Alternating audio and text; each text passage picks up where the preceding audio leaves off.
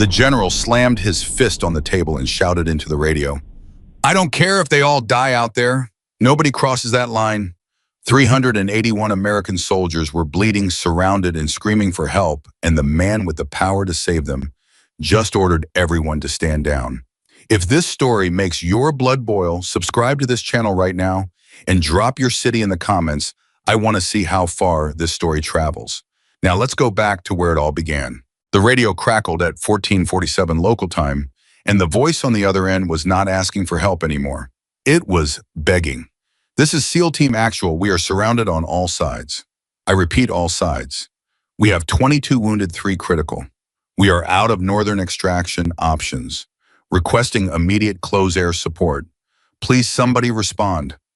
The transmission lasted 4 seconds, then static, then nothing. At Forward Operating Base Kestrel, 73 miles away, a room full of military commanders stood around a communications table and listened to that silence stretch out like a funeral. Maps covered every wall. Red markers showed enemy positions. Blue markers showed friendly forces. And right now, those blue markers were completely swallowed by red. Colonel Dennis Hargrove was the senior officer in the room. He was 54 years old with 31 years of service behind him, and he had a reputation for making decisions that protected his career just as much as they protected his soldiers. He stood at the head of the table with his arms crossed, his jaw tight, and his eyes doing something that the younger officers in the room had never seen before. He was looking at those 381 blue markers and doing nothing. Lieutenant Colonel James Whitfield stepped beside him and kept his voice low. "Sir, they're going to run out of ammunition within the hour. If we don't authorize air support, how?" "The airspace is restricted," Hargrove said. "I understand that, sir, but do you—" Hargrove turned and looked at him with cold, measured eyes. "Do you understand what happens if we send an aircraft into that zone without authorization?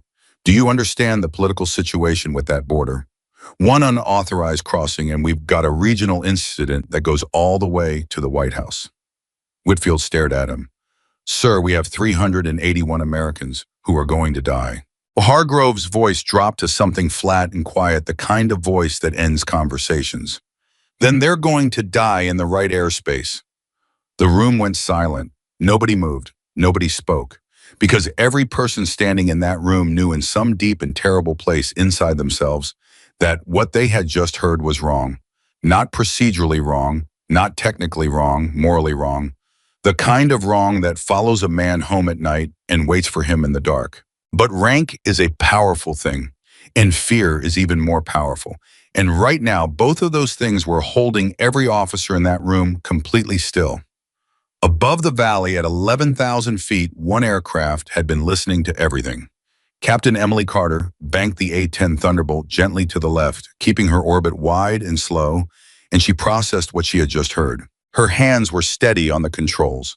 Her breathing was measured. From the outside, if you could have seen her through the cockpit glass, you would have thought she was completely calm. Inside, she was burning. She had been assigned to this sector for close air support coverage. A routine patrol. The mission brief had said low probability of contact, standard observation duty. She had taken off from Kestrel 3 hours ago expecting boredom. She had found something else entirely. For the past 40 minutes, she had listened to the situation deteriorate in real time. She had heard the first reports of contact.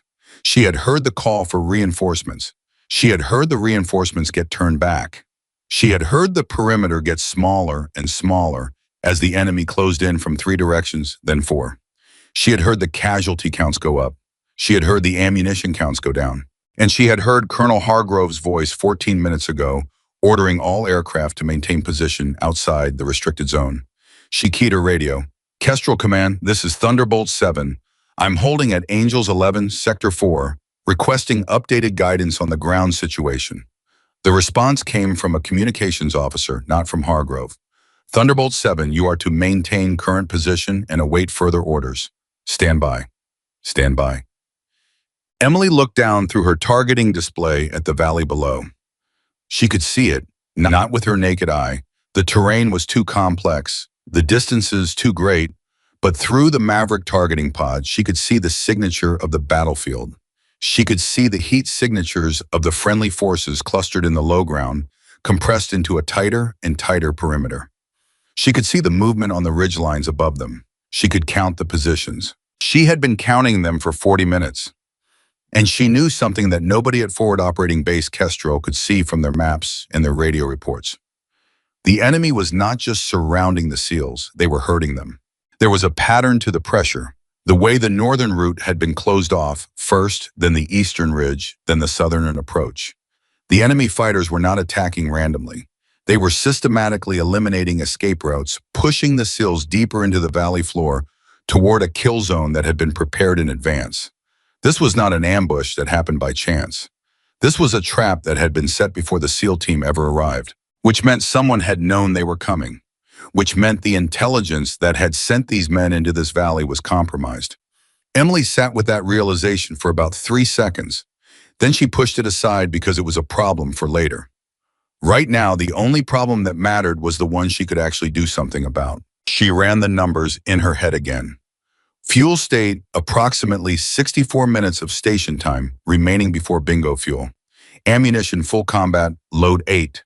Maverick missiles 1,100 rounds for the GAU-8 cannon. Distance to the nearest hostile position, threatening the SEALs approximately 2.3 miles from her current holding pattern. Range to target well within her capabilities. Authorization to engage absent. She keyed the radio again. Kestrel Command Thunderbolt 7. I need to speak with Colonel Hargrove directly. This is urgent. A pause, then stand by Thunderbolt 7. She waited. She watched the targeting display. She watched the blue force indicators get smaller. 2 minutes passed, then 3. Then the radio came to life again, and it was not a communications officer this time. It was Hargrove himself, and his voice had the particular edge of a man who has already made a decision and resents being questioned about it. Thunderbolt 7, this is Colonel Hargrove. You are holding in your authorized sector. That is where you will remain. Is that understood? Emily took a breath. Sir, I have visual acquisition of the ground situation through my targeting pod. The friendly force perimeter has compressed by approximately 60% in the last 40 minutes. At current enemy pressure, they will not hold their position for another hour. I have a firing solution on multiple hostile positions that are directly threatening our people. I am requesting authorization to engage. Silence. Not the silence of a man thinking. The silence of a man deciding how angry to be. Captain Carter, Hargrove's voice was slow and deliberate now. You are not authorized to enter that airspace.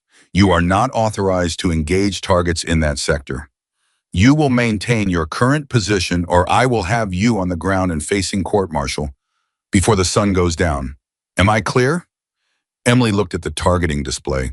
She looked at the numbers on the fuel gauge. She looked at the clock on her instrument panel. She thought about 31 years of service and a man who had just said that 381 Americans dying in the right airspace was an acceptable outcome. Sir, she said, and her voice was quieter now and very, very steady. With respect, I hear you. She clicked off the channel.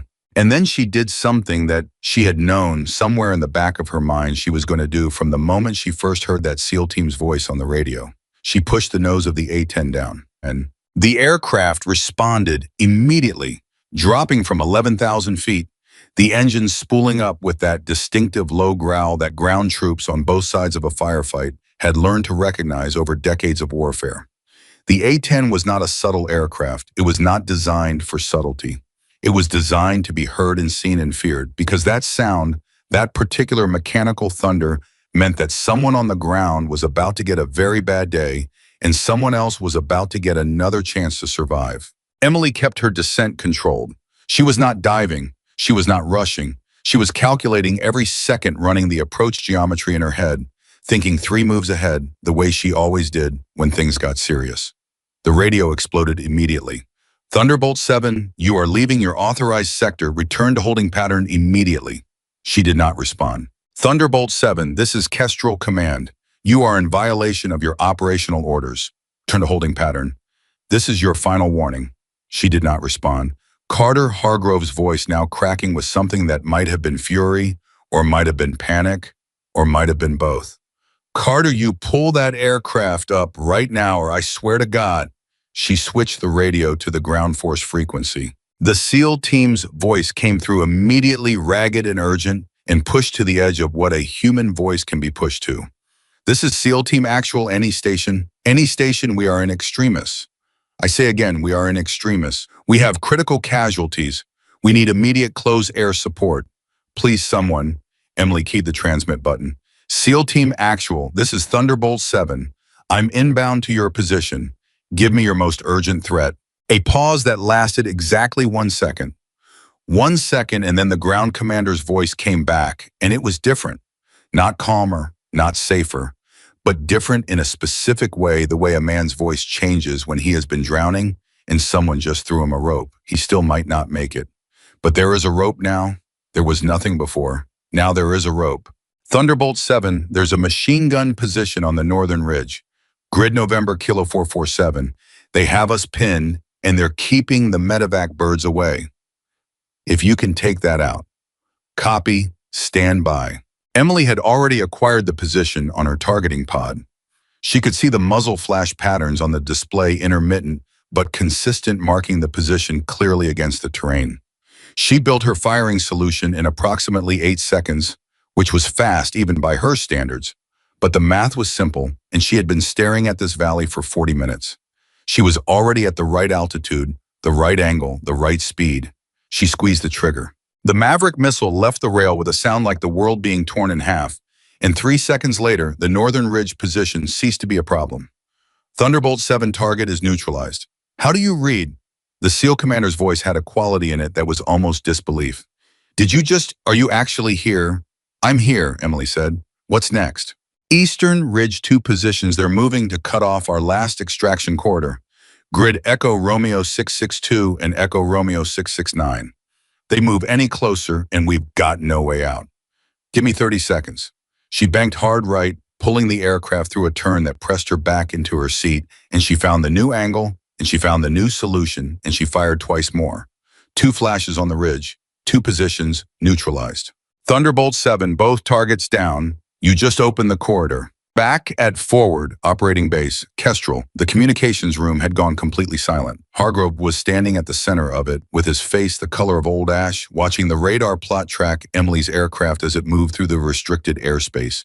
The airspace that he had said no one could enter, the airspace that he had been willing to let 381 men die to protect, and he was watching it move without any of the consequences he had promised. No international incident had materialized. No border was being violated. The restricted zone, it turned out, had a specific geography that Hargrove had been interpreting with maximum caution in one direction and no caution at all in another. Lieutenant Colonel Whitfield was standing 3 feet away, and he was not saying anything because there was nothing to say that the radar plot was not already saying more clearly. 1 aircraft, 1 pilot, going in alone. And the SEAL team was still talking. Hargrove slowly lowered himself into a chair. One of the younger officers in the room, a captain named Torres, watched him do it. And then Torres turned back to the communications board and did something quietly and deliberately he started documenting. Every timestamp, every radio call, every order given, every order ignored, every outcome. Because Torres had been in enough rooms to know that what happened in the next hour was going to matter for a very long time. And the only way to make sure the truth survived was to write it down while it was still happening. In the valley, Emily was on her 4th pass. The sandstorm was visible on the horizon now. A wall of brown and orange that filled the southern sky and was moving faster than the weather models had predicted. She had looked at it twice and pushed the thought aside both times. There was nothing she could do about the storm.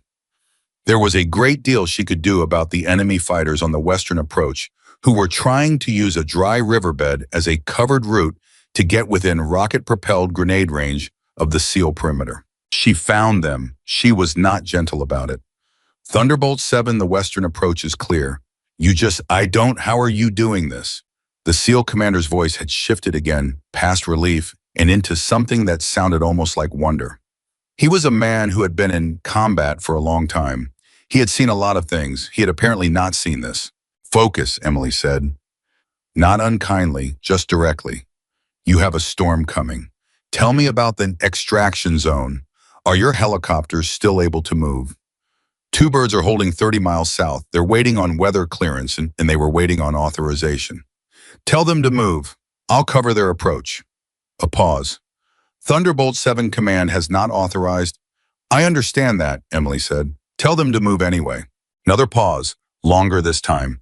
Then copy that Thunderbolt 7, making the call. She banked left and set up for another orbit, watching the ridgelines, watching the riverbed, watching the sky in the south where the storm was eating the distance between itself and the valley at a pace that was becoming very real and very immediate. Her fuel gauge had moved while she wasn't looking at it. 41 minutes of station time remaining. The helicopters needed approximately 18 minutes to reach the valley from their holding position. Load time for 381 personnel, including 22 wounded, would depend on how many birds actually came and whether the landing zone could be held and whether the storm held off long enough and whether the enemy had any more surprises left. A lot of variables, too many to model precisely. Emily had always been better at acting on incomplete information than most pilots she had trained alongside. Her instructors at the academy had called it instinctive tactical reasoning. One of her earlier commanders, a man she respected enormously, had called it something simpler. He had said, "Carter, you have the ability to look at a situation that is almost too complicated to understand and find the one thing that makes it simple. That is not a small thing. Don't let anyone talk you out of it." She was thinking about that now. The thing that made this situation simple was not complicated to identify. 381 people needed to board helicopters. The helicopters needed about 18 minutes to arrive. The storm would close the valley in approximately 40 minutes. The enemy needed to be kept off the landing zone for the entire duration. Simple, brutal, clear. She keyed the radio to the helicopter frequency. "Rescue flight, this is Thunderbolt 7. I am currently providing close air support for SEAL Team Actual in Sector 4. I need your flight lead." A voice came back immediately. "Thunderbolt 7, this is Rescue 6-1. We read you. We're holding south of the weather. What's your situation?" "Your landing zone is approximately here." She gave the grid coordinates, "and I will have it clean for your arrival. Start moving now. You have a window, and it is closing." A short pause. "Thunderbolt 7, we don't have authorization from command to Rescue 6-1. Emily's voice was calm. It was the calm of someone who has made a decision and is now completely committed to it. And the certainty in her voice was something that came through the radio and landed in the helicopter cockpit like a physical weight. There are 381 Americans in that valley. The storm closes in 40 minutes. I am the only aircraft in the sector. I am asking you to move. The longest pause yet. Then copy Thunderbolt 7. Rescue flight is moving. 7 minutes to the valley edge. Emily exhaled slowly. "Thank you," she said, and then she went back to work. The enemy had not stopped. They were adapting. The loss of the northern ridge position and the eastern ridge positions in the western riverbed approach had not broken their will to fight. It had redirected it. They were now pushing harder from the south, the one direction Emily had not yet fully covered, and the ground commander was calling it out in real time. "Thunderbolt 7 Southern, approach, multiple contacts. They are moving fast." "I see them." She was already turning. "Get your people moving to the landing zone. Start the movement now. Do not wait. We've still got wounded who can't. Get them moving. Even slow movement is movement. I will keep the south clear. You need to be at that LZ when the helicopters arrive." She heard the ground commander relay the order. She heard voices in the background, a lot of voices organized chaos, the sound of a military unit beginning to move under fire. She heard someone calling for stretcher bearers. She heard someone call for suppressing fire on the southern berm. And she came around the corner of her orbit and she put the GAU-8 cannon to work. The sound of that weapon, 1,100 rounds per minute, each round the size of a soda can fired from a 7-barrel rotating mechanism that the Air Force had built specifically to make heavy things stop existing, was a sound that the SEAL team on the ground heard as something very close to a miracle. The southern approach collapsed under it, not metaphorically, literally collapsed as the enemy fighters who had been advancing through it suddenly had a very compelling reason to stop advancing. "South is clear," the ground commander shouted. Keep moving, everyone to the LZ." Emily checked the fuel gauge. 28 minutes remaining. She checked the storm wall in the south. It was no longer on the horizon, it was in the valley. The leading edge had reached the southern entrance, and the sky above the landing zone was beginning to change color at the edges. She checked the radar. The two rescue helicopters were 5 miles out. She checked the targeting display. There was activity on the northern ridge again. Not the original position she had handled that, but a new position farther east, moving into a spot that would have an angle on the landing zone. She turned north and fired her last Maverick. The new position did not develop into a problem. Thunderbolt 7, I have visual on your helicopters, the ground commander called. They are 3 minutes out. We have all personnel moving to the LZ. Wounded are being carried. We are going to make it. His voice broke on the last word, just slightly, just for a moment. And then he pulled it back together the way soldiers do, the way people do when they cannot afford to fall apart. But the falling apart is right there behind the eyes waiting. You're going to make it, Emily said. And she said it not as reassurance, but as a statement of fact, because she had run the numbers and she believed it was true, and she had not said anything untrue in this entire conversation. The helicopters appeared at the valley entrance. They came in low and fast the way rescue crews come in when they know they are in a contested environment, and speed is the only armor that matters. They swept into the landing zone in a coordinated arc, touching down within seconds of each other, rotors kicking up dust that mixed with the leading edge of the storm and made the whole scene look like something out of a painting. Except paintings of moments like this are never quite accurate because they can never capture the smell of jet exhaust and burned propellant and the specific metallic taste of fear that every person in that valley was breathing. Emily kept orbiting, kept watching, kept the gun trained on every ridgeline that still had heat signatures on it. The loading began. 381 people is a lot of people to move onto helicopters. Even with multiple aircraft, even with military precision, even with the training that makes these operations go as fast as humanly possible, it takes time. And time was the one thing that was running out faster than anything else. She watched the storm eat the southern sky. She watched the fuel gauge move. She watched the personnel count on the helicopters grow. She watched the ridgelines. One of them moved. There was a position she had not seen, a position that had been holding. Still, she realized now, holding still specifically, because the fighter on that ridge was experienced enough to know that a moving heat signature gets targeted and a still heat signature gets overlooked. He had been waiting for exactly this moment, for the helicopters on the ground, for the aircraft to be committed to an orbit that limited her angle, for the one window where he could do maximum damage. Seal actual sniper position, northern ridge, 3 o'clock from your position. Get your people down. Now, she was already committed to the shot. The angle was difficult. The aircraft was in the wrong part of the orbit. She had to hold the turn longer than she wanted, had to expose herself to ground fire from the western approach for approximately 4 seconds. That felt like 4 years, and then she was at the angle and she squeezed the trigger, and the GAU-8 spoke one more time. The position went quiet. Thunderbolt 7, what was that? The ground commander's voice was sharp and controlled. It's handled. Keep loading. 20 seconds of silence, except for the sounds of 381 people climbing onto aircraft. Then Thunderbolt 7, last personnel are aboard. I say again, all personnel are aboard. We are lifting in 30 seconds. Emily checked the fuel gauge. 11 minutes of fuel remaining. She checked the storm wall. It was inside the valley now. The southern third of the landing zone was already turning brown.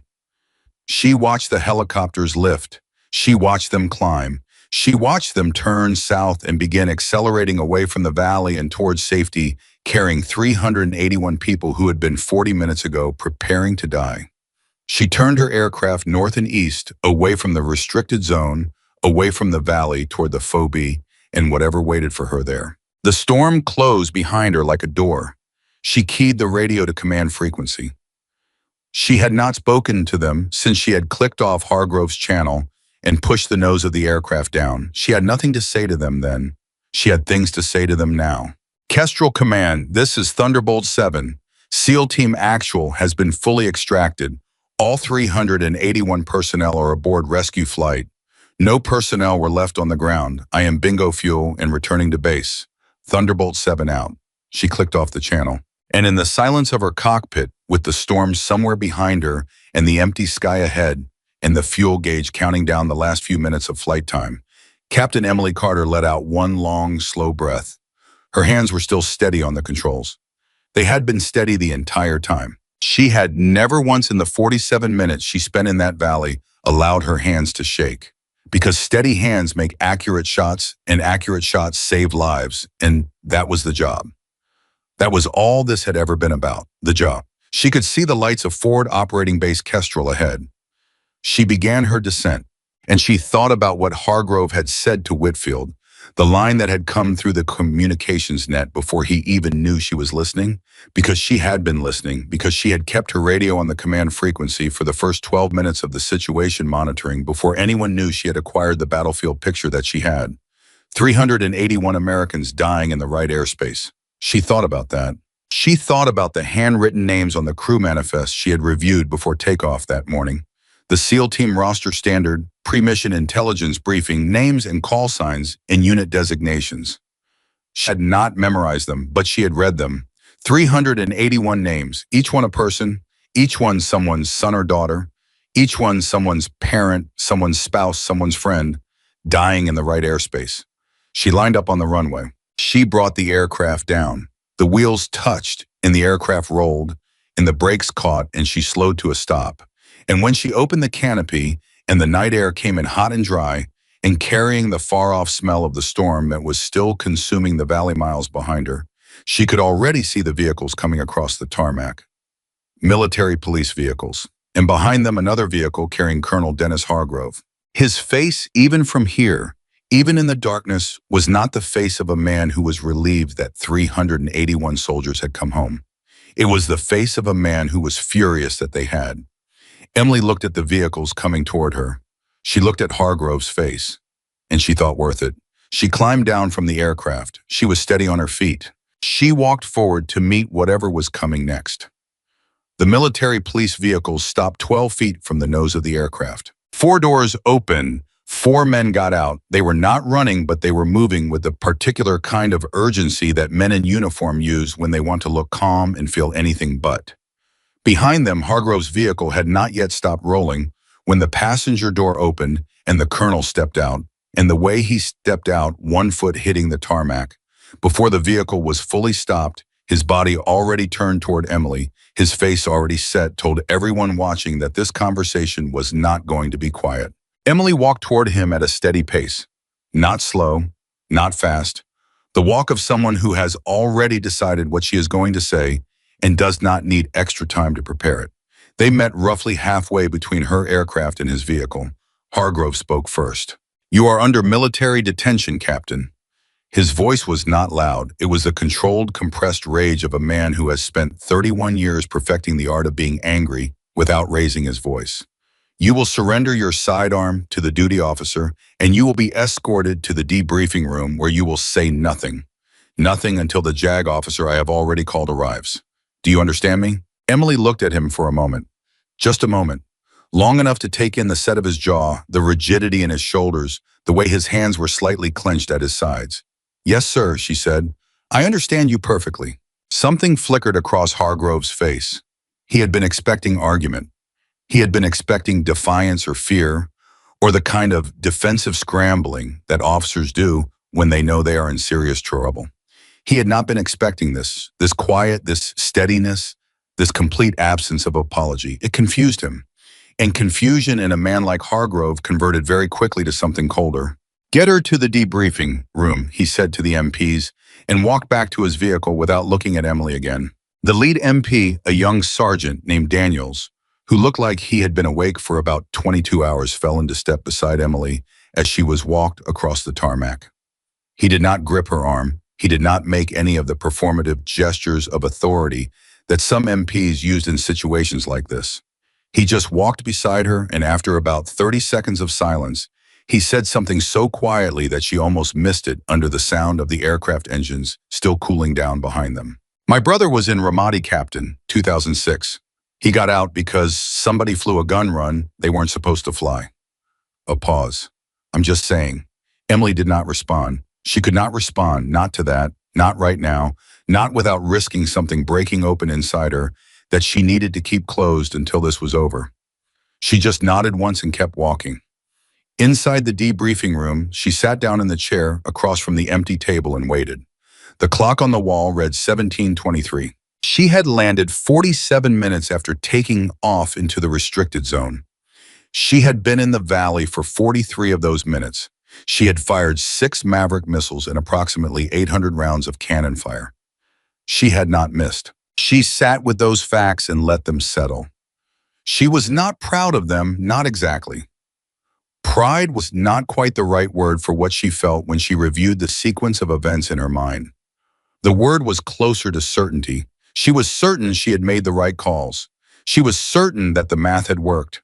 She was certain that 381 people had gotten on those helicopters, and she was certain of what would have happened if they had not.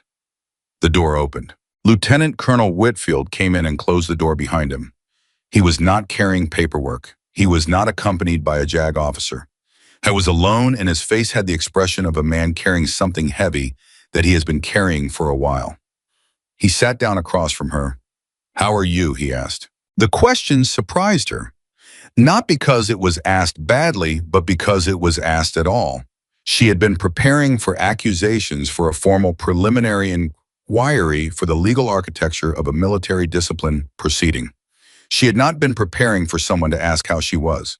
"I'm fine," she said. "You're sure?" He studied her face with the kind of attention that comes from experience rather than training. "You've been in continuous operation for—" "I'm fine, sir." She said it more firmly this time, but not unkindly. "What's the situation?" Whitfield leaned back slightly and put his hands flat on the table. "The rescue flight landed at FOB Marquez 20 minutes ago. All 381 personnel confirmed accounted for. 22 wounded, 3 critical, all stable. The critical cases are already in surgery." Emily absorbed this. She did not show the relief on her face, but it moved through her, a physical thing, a loosening of something she had not realized she was holding. "The situation here," Whitfield continued, "is more complicated. Hargrove has already filed a formal report with Central Command. He is characterizing your actions as, and I'm quoting directly, a unilateral violation of operational orders that constituted a clear breach of the chain of command and created significant risk of an international incident." "Did it?" Emily asked. "Create an international incident?" "No." "Did my strikes cause any civilian casualties?" "No, your strike footage has already been reviewed. Every engagement was within the defined combat zone against confirmed hostile forces with no collateral concerns." "Then what he's saying is that I violated orders," Emily said. "Which is true, I did. I know that." Whitfield was quiet for a moment. "He's also saying that the outcome was irrelevant to the seriousness of the violation. That following orders matters regardless of results. That if every pilot decided to make their own assessment of when orders should be followed." "That's a real argument," Emily said, and she meant it. She was not being sarcastic. "I understand why that argument exists. I understand why it matters. The chain of command is not an arbitrary system. It functions because people follow it, even when they disagree." She paused. "But there's a line, sir. There's always a line, and I believe Hargrove crossed it before I did." Whitfield was very still. "Say what you mean by that."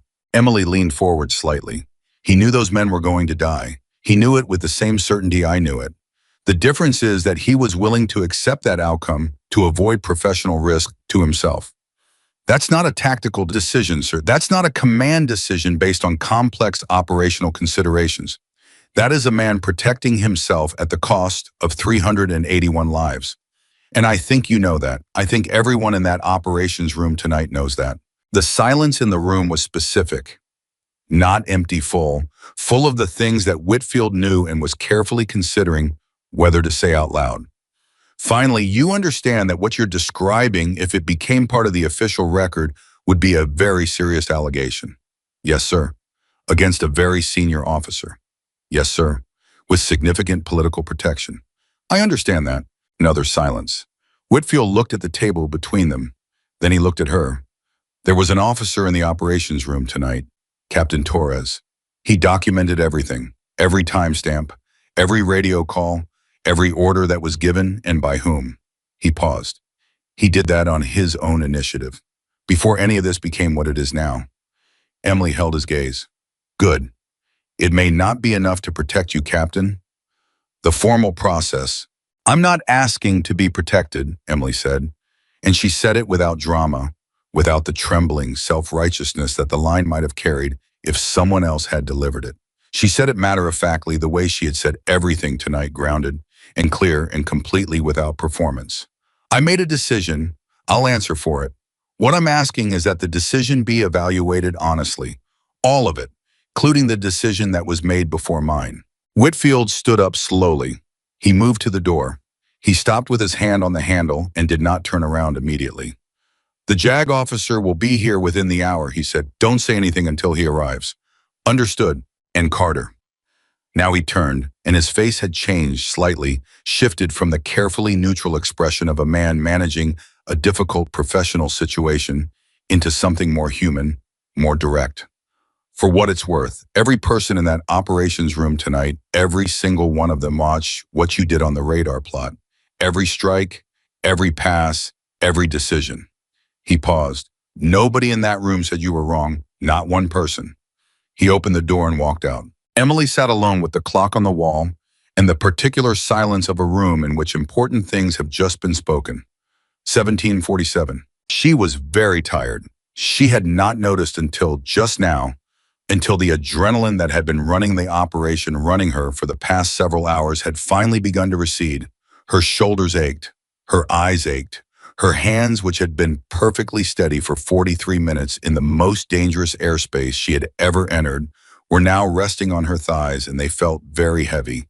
She did not let them shake. She breathed slowly and looked at the wall and waited. Outside the debriefing room, the base was not sleeping. Bases don't sleep after something like this.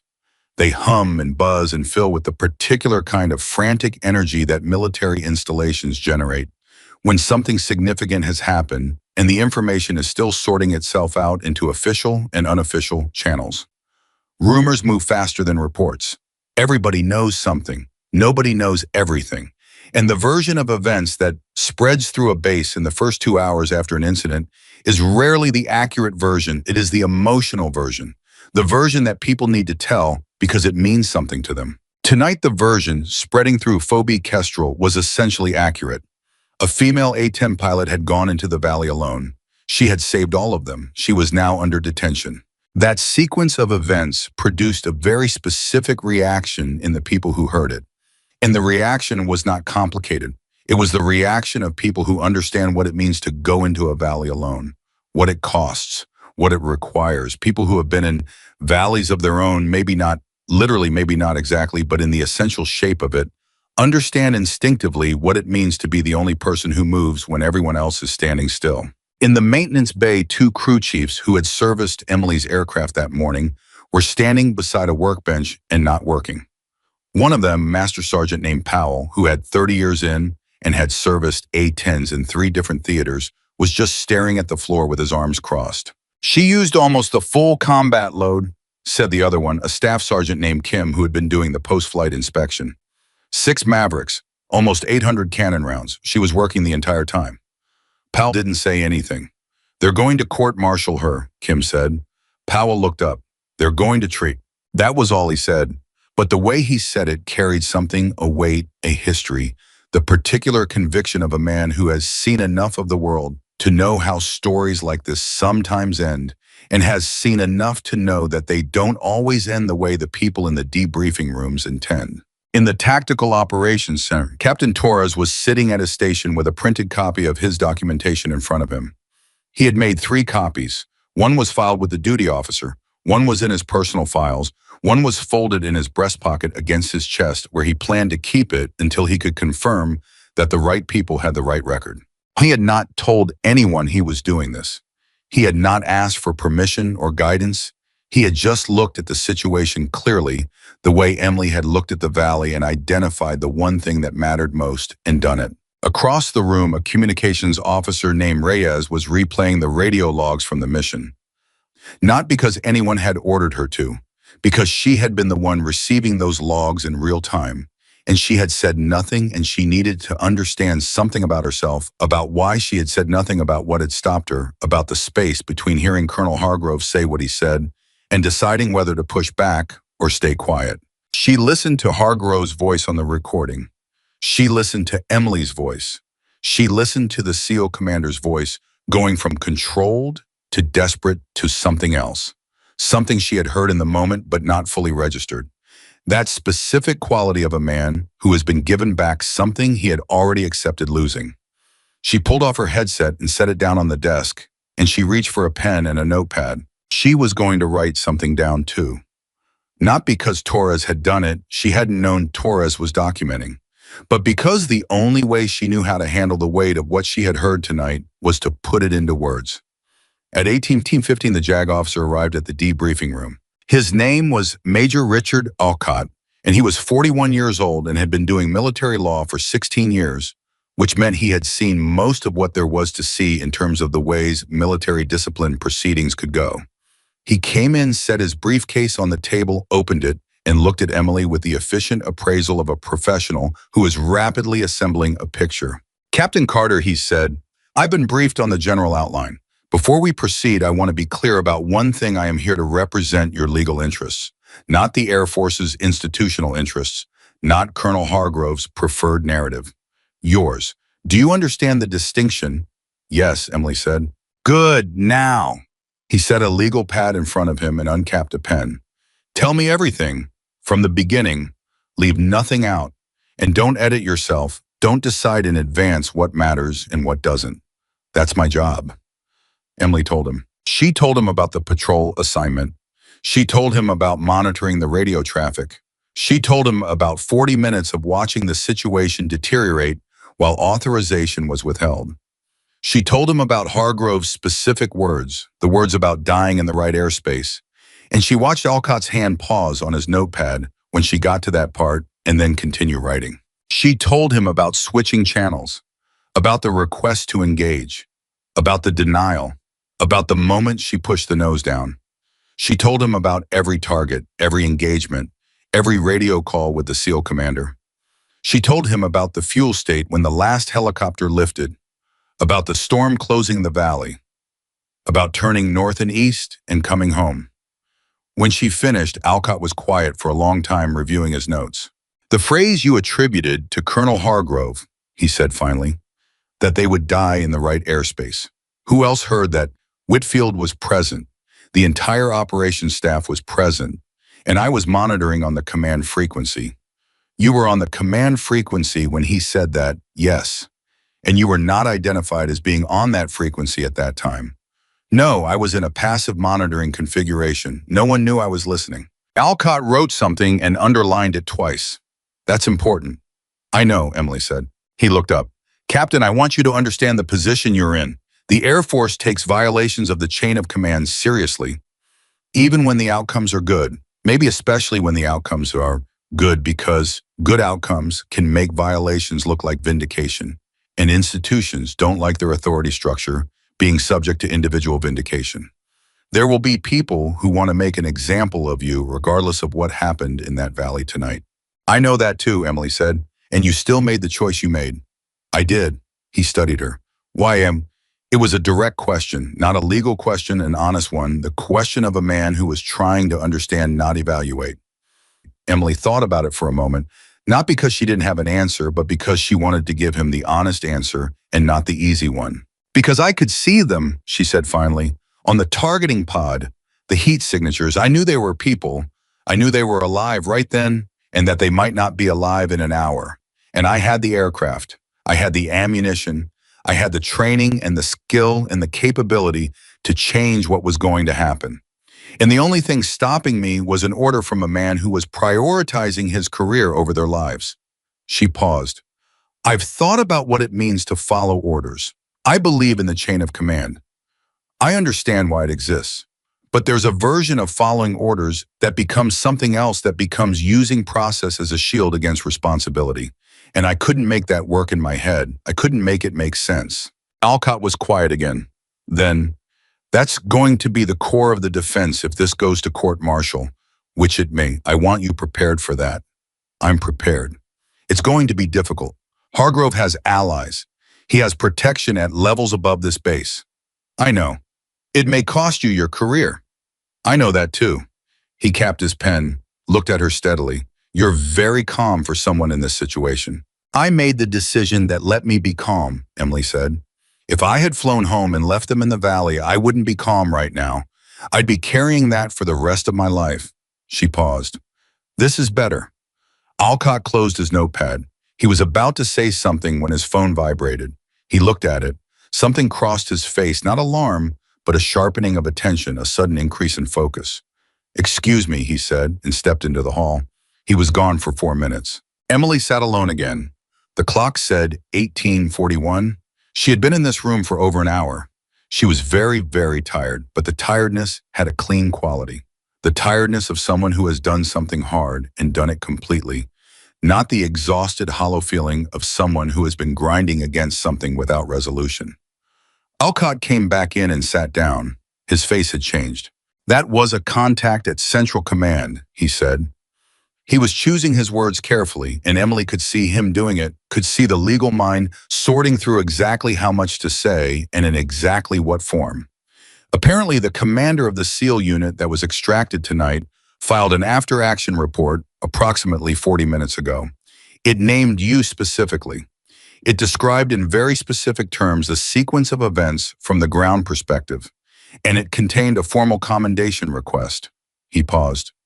"The SEAL commander also apparently got on a phone call with someone at a level that I am not going to characterize and conveyed his assessment of Colonel Hargrove's decision-making in language that was described to me as, I'm quoting, not suitable for a formal document." Emily stared at him. "He did that in 40 minutes. Apparently, the SEAL commander is also not someone who waits for the right airspace."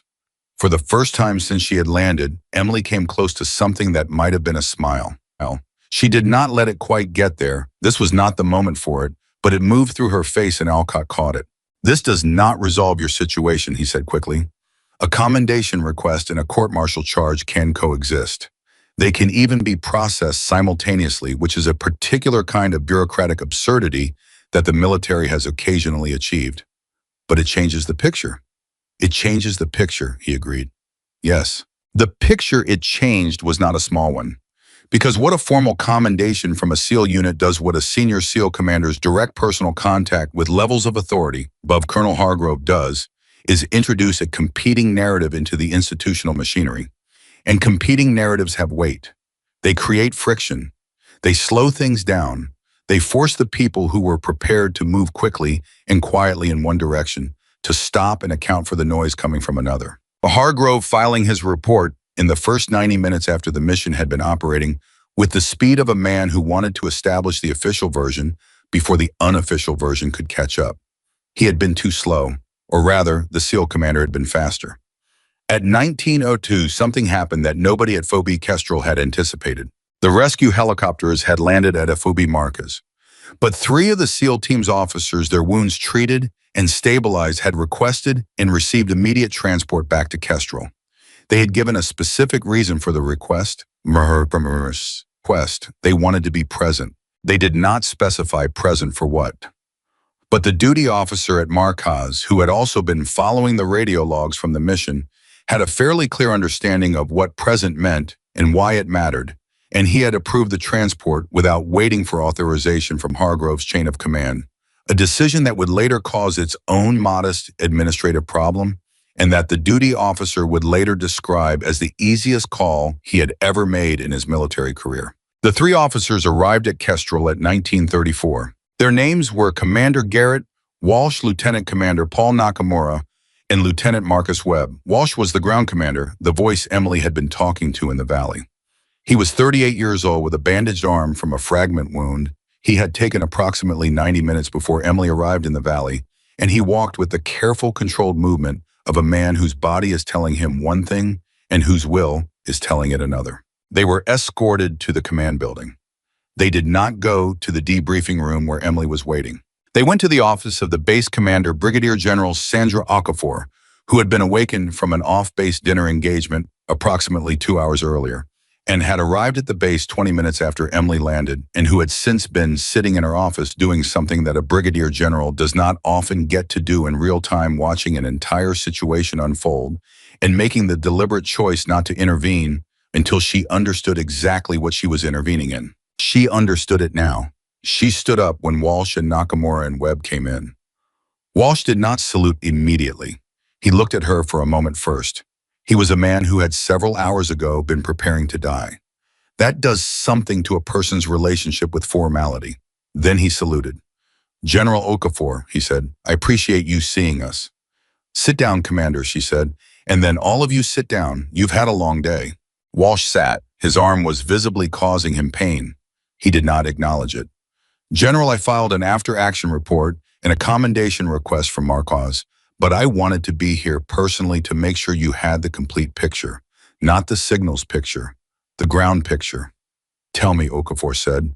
Walsh talked for 11 minutes without stopping. He described the valley in real time from the ground, the compression of the perimeter, the ammunition situation, the casualty picture, the moment when every officer in the SEAL unit had done the math and understood what the math said. He described the radio calls to command and the responses they received. He described Hargrove's order in the terms in which he had received it from the ground as a death sentence delivered in administrative language. And then he described the moment the A-10 appeared. He was not a man who used emotional language easily. SEALs as a category tend toward understatement the way other people tend toward breathing automatically without thinking about it as a default. But when Walsh described hearing Emily's voice on the radio, hearing the specific things she said, the specific way she said it, the steadiness of it in the middle of everything, his voice changed. Not much, just slightly, just enough. She said, "You're not leaving anyone behind tonight," Walsh told Okafor. "And I want to be honest with you, General. I had been commanding men in combat for 14 years at that point, and I had heard a lot of radio calls and a lot of bad situations. That was the most important sentence I have ever heard in my life, because of what it meant, because of what it cost her to say it." He paused, and then she delivered on it. Every single strike, every single decision. She never missed, she never hesitated, and when the last of my people were on those helicopters, she had about 10 minutes of fuel left. The room was very quiet. Okafor looked at Walsh for a long moment. Then she looked at the two officers beside him, Nakamura and Webb, both of whom had been in the valley, and both of whom were looking at her with the kind of direct, unblinking attention that people give to someone they have decided to trust with something important. "Where is Captain Carter now?" Okafor asked.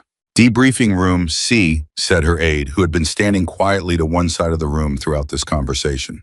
"And Colonel Hargrove?" "He filed his formal report at 17:55 and returned to his quarters, ma'am." Okafor nodded slowly. She was a woman who had learned over 28 years of service to be very precise about the order in which she did things. Because order matters. Because the sequence of actions tells a story, and she was now in the position of determining what story this was going to be. She made two decisions in the next 30 seconds. The speed of the decisions did not reflect their magnitude. She had been considering them for the past 2 hours. She had been waiting for enough information to be certain. She was certain now. "Get me Colonel Hargrove," she said to her aide. "Tell him I need him in my office, now. And tell Major Alcott that Captain Carter is released from detention pending full review. She is to be provided quarters food and whatever else she needs tonight." A pause. "And tell her from me personally that the SEAL commander is here, in case that means something to her." It did. It meant everything. Down the hall in debriefing room C, Emily did not know any of this was happening. She was sitting in the same chair she had been sitting in for 2 hours with the clock on the wall at 1941, and she was doing what she had been doing since she landed. She was waiting, and she was not afraid. She was tired. She was hungry. Her back ached from 4 hours in the ejection seat. She was facing a potential court-martial that could end the only career she had ever wanted. She was alone in a room with fluorescent lights and a table and a clock. And somewhere 381 people were breathing. That was the math. That was the final calculation. It was simple and it was complete, and it had been the same since the moment she pushed the nose of the aircraft down and stopped waiting for someone else to act. She had run the numbers. She had flown the mission. She had brought them home. The door opened. Alcott came back in, and his face was different from any version of it she had seen tonight. Not cautious, not professionally neutral. Something more open. "Captain Carter," he has said, "you're released. General Okafor's orders." He paused. "And there are some people here who would like to speak with you." Emily stood up. She was steady. She walked to the door. And in the hallway, standing under fluorescent lights in a military base in the middle of a night that had started as a routine patrol and become something else entirely, Commander Garrett Walsh, a man with a bandaged arm In 14 years of combat, and a voice she recognized from 43 minutes in the most important valley of her life was standing there looking at her. He didn't say anything for a moment, neither did she. Then Walsh said, "I wanted to look you in the eye." His voice was rough, not from emotion alone, from hours of shouting orders over gunfire, from the particular exhaustion of a man who has led people through something they almost didn't survive. "I wanted to look you in the eye and say it to your face. Not over the radio, not in a report, to your face." Emily waited. "Because of what you did tonight," Walsh said. "I am going to go home and see my daughter." He stopped, cleared his throat, pushed through it. 380 of my people are going to go home and see theirs. And none of us, not one of us, would be doing that if you had followed that order and stayed in your airspace." He paused. "So, thank you. That's the sentence. That's what I came here to say." Emily looked at him. She thought about 31 years of service and a man who said they would die in the right airspace. She thought about a fuel gauge counting down from 41 minutes. She thought about a radar screen in an operations room full of people who said nothing, and a young captain named Torres who wrote everything down anyway. She thought about 381 names on a crew manifest that she had read that morning and not memorized but not forgotten. "You would have done the same for me," she said. Walsh held her gaze. "Yes," he said, "I would have." The hallway was quiet for a moment that stretched. Then Nakamura, standing slightly behind Walsh, said something that broke the solemnity in exactly the right way, in the way that only people who have been through something terrible together and survived it can break solemnity, which is by being honest about it.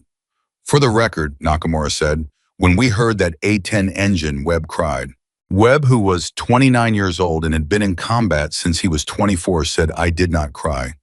"You absolutely cried." "I had debris in my eyes from the Maverick strike." Both eyes simultaneously for about 30 seconds. Emily looked at Webb. Webb looked at the ceiling. And something moved through her through all of them that was not quite laughter but was close to it and was exactly right for this moment, because the alternative to this was something much heavier, and they had all been carrying heavy things for long enough tonight. Down the hall, Hargrove was walking toward Okafor's office, and he did not know yet what was waiting for him there. He did not know about Torres's documentation. He did not know about the SEAL commander's report, or the phone call, or the 3 officers standing in the hallway outside debriefing room C. He did not know that the version of events he had tried to establish in the first 90 minutes had already been outrun.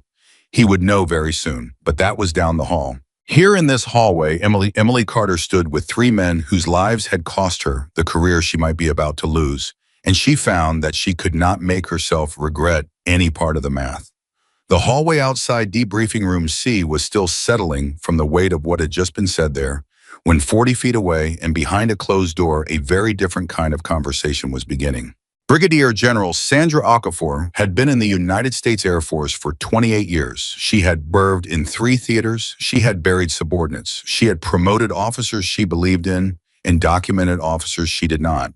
She had sat across from men who lied to her face and men who told her truths that cost them everything, and she had learned over 28 years to know the difference in the first 30 seconds of a conversation. Hargrove sat down across from her at 1952. He was composed. That was the first thing she noticed. He was not anxious, not defensive, not the way most officers look when they are summoned to a general's office at night after an incident of this magnitude. He was the composed of a man who has already decided what he is going to say and has confidence in the structure of the institution behind him. That told her something. "Colonel," she said, she did not offer him anything. No coffee, no preliminary pleasantries, no softening of the environment. "Walk me through your decision-making tonight." He did, efficiently, clearly, with the practiced fluency of a man who had been mentally rehearsing this account since approximately the moment Emily's aircraft disappeared off his radar into the restricted zone. He covered the intelligence picture, the operational constraints, the political sensitivity of the border zone, the specific language of the standing orders regarding restricted airspace. He was thorough. He was organized. He used the right words in the right order. And he did not mention at any point the specific phrase that Emily had heard. The phrase about dying in the right airspace. Okafor let him finish. Then she said, "Were those exact words used in the operations room tonight? The phrase dying in the right airspace?" Hargrove's composure held. Barely. A flicker, just a flicker, moved through his face. If she had been less experienced, she would have missed it. She was not less experienced. I may have used strong language in a high-stress environment, he said carefully. The specific phrasing I cannot confirm. Others in the room can, Okafor said, and they will be asked. Another flicker. With respect, General, whatever language was used in an internal command discussion does not change the fundamental. It changes quite a bit, Okafor said, and her voice had not risen at all, had not sharpened, had not taken on the theatrical quality that some officers use when they want to signal authority. It had simply become more precise, the precision of a scalpel, not a hammer. It changes the character of the decision. Between a command decision made under reasonable interpretation of standing orders and a decision made in full knowledge that the outcome for friendly forces was likely fatal. She paused. Those are not the same decision, Colonel. They do not carry the same weight, and they do not receive the same evaluation. Hargrove was silent for 4 seconds. Emily could not have known it, but those 4 seconds were the most important 4 seconds of the entire evening. The moment when Hargrove's carefully assembled account met the reality of what Okafor already knew, and the collision produced something that was visible on his face if you knew where to look. It produced the recognition that he had been outpaced.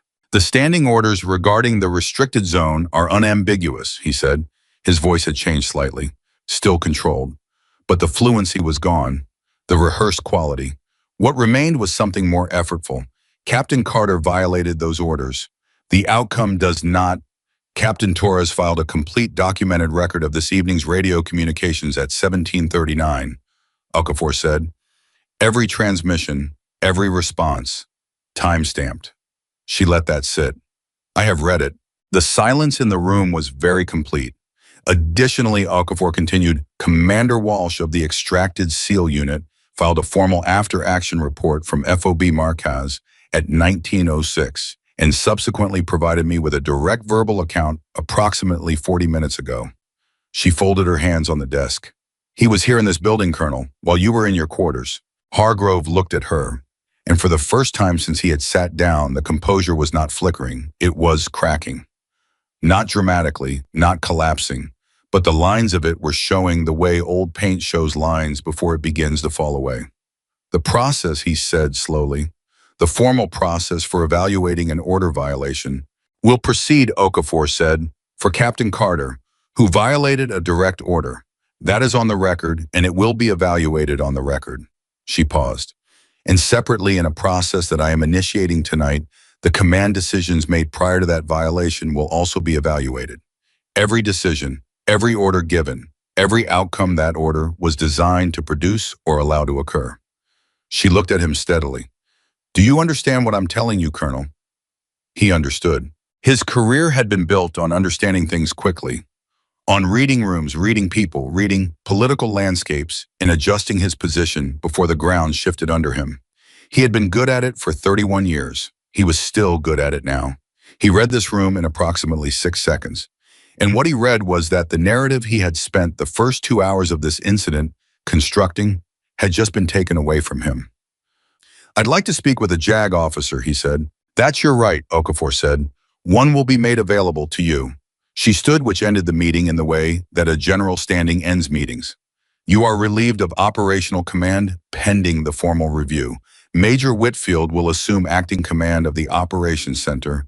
She paused at her office door. Good night, Colonel. Hargrove walked out. And the hallway he walked into was the same hallway where 40 feet away, Emily Carter was standing with 3 SEAL officers and something that was almost laughter. He did not walk toward them. He turned the other direction. He walked away, and nobody in the hallway said anything, and the sound of his footsteps faded, and then it was just the 4 of them again. Emily and Walsh and Nakamura and Webb and the fluorescent lights in the night that was still happening outside. 2014. Word travels on a military base, the way it travels in any small closed community, where everyone knows everyone and the stakes are always high and the information is always relevant to somebody's survival. It travels through maintenance bays and motor pools and dining facilities and bunk rooms, and it changes slightly with each telling, not because people are dishonest, but because people add the parts that matter most to them, and different things matter to different people. And by the time the story has made its third or fourth circuit of the installation, it has accumulated something that the original transmission did not quite have. It has the weight of something people need to believe.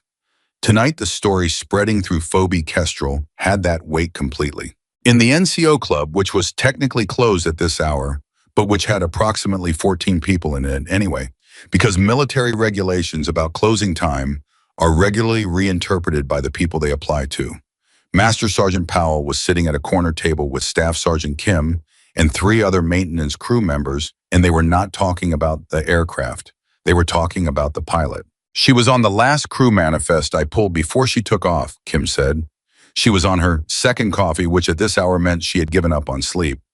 I looked at the fuel state when she came back. She had about 9 minutes. 9 minutes, Powell repeated. Maybe 10. I'm being generous. If the storm had moved 30 minutes faster, someone else started. It didn't, Powell said. She made it work with the time she had. That's the job. They're going to court-martial her, Kim said again. Let them try, Powell said. And this time there was something in his voice that was different from the first time he had said it, something more specific, more grounded.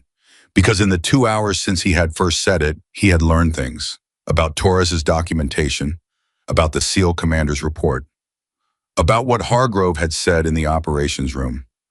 Powell had 30 years in and a network of contacts built over those years that was whooshing and deep and remarkably good at moving information. They're going to have a hard time making the case that the officer who saved 381 people deserves punishment, while the officer who was willing to let them die keeps his command. Hargrove's got protection at... He had protection, Powell said. Before tonight, he picked up his coffee. Things changed tonight. I was right, but the way things were changing was not simple, and it was not clean, and it was not the kind of change that resolves quickly. Military institutions, like all large institutions, move through a specific sequence when something significant happens. Initial response information gathering, narrative formation, formal process, political resolution. Each stage takes time. Each stage involves people with competing interests. And the formal process, once initiated, has a momentum of its own that does not always align with what everyone in the room privately understands to be true. Emily was moved to officer quarters at 20:30. Alcott had told her to sleep. She had told him she would try. She lay down on the bunk in the small room and looked at the ceiling and ran the mission again. In her mind, not from anxiety, not reviewing mistakes, but the way a pilot reviews any mission afterward, mapping the decisions against the outcomes, checking the math. The math was clean. Every strike had been necessary. Every decision had been the best available decision given the information and constraints at the time. She had not wasted a single round. She had not missed a single target. She had managed the fuel state within acceptable margins and made it home with enough to land safely. Professionally, it had been the best mission she had ever flown. That fact and the fact of the potential court-martial existed in her mind simultaneously without contradiction, because she understood something that Hargrove apparently did not, that the quality of a decision and the consequences of a decision are 2 separate categories, and that sometimes doing the right thing perfectly still costs you everything. She was prepared for that. What she was not prepared for was what happened at 2147. Her door opened a knock first, then the door, and it was Alcott, and he had his jacket off and his sleeves rolled up, which for a JAG officer at this hour meant something significant had happened that required immediate attention. You need to hear this, he said. She sat up. There's been a development in the intelligence picture from the mission, Alcott said. He came in and closed the door and remained standing, because whatever he had to say was not the kind of thing that required sitting down. It required the kind of physical readiness that comes from being upright. The initial post-mission analysis of the enemy force composition and tactical pattern in the valley has produced something that the intelligence directorate is calling, and I want to use their language here, anomalous. Emily was fully awake now. Anomalous how? The team was coming, Alcott said. This has been confirmed. The pattern of the ambush set up the sequence in which escape routes were closed, the positioning of the machine gun on the northern ridge, the prepared kill zone. This was not an opportunistic engagement. This was a prepared engagement against a specific unit at a specific location at a specific time. Emily looked at him. The intelligence was compromised. That's the current assessment. Yes, she had thought this in the valley 43 minutes in. She had thought it and pushed it aside as a problem for later. Later had arrived. Do they know the source? Not yet. The formal investigation is just beginning, but Alcott stopped. He ran a hand through his hair, which was the first time all night she had seen him make an uncontrolled gesture. Emily, the mission tasking that sent the SEAL team into that valley, the intelligence product that identified the target and recommended the insertion point, it came through Hargrove's operational chain. The room was very quiet. He didn't know, Emily said. It was not a question. She was thinking out loud, running the logic. Hargrove didn't know the intelligence was compromised. He couldn't have known if he had known the team was walking into a prepared ambush. He would have found a way to cancel the mission, rather than let it happen and deal with the fallout. That's the current assessment, Alcott said carefully. He did not know the intelligence was compromised, but someone did. That is now the central question of a separate investigation that is operating at a level significantly above this base. He paused. What this means for your situation is complicated. On one hand, it changes the context. The SEAL team was sent into that valley on bad intelligence, and the decision not to support them once they were in contact could be being interpreted by some people at Central Command as compounding a situation that was already compromised. He stopped again. On the other hand, there are people who believe this new information makes the entire incident politically sensitive in a way that argues for resolving your case quietly and quickly rather than letting it become a public proceeding that draws attention to the intelligence failure. Emily understood what he was not quite saying. They want to close the file. Some people do, and that means closing mine. Possibly in your favor, possibly not. She stood up, moved to the window, looked out at the base, the lights, the movement of the night, watched the ordinary machinery of a military installation doing what it does around the clock, regardless of what has happened in the last several hours. She turned back to face him. If they close it quietly, she said, then Hargrove's decision never gets formally examined.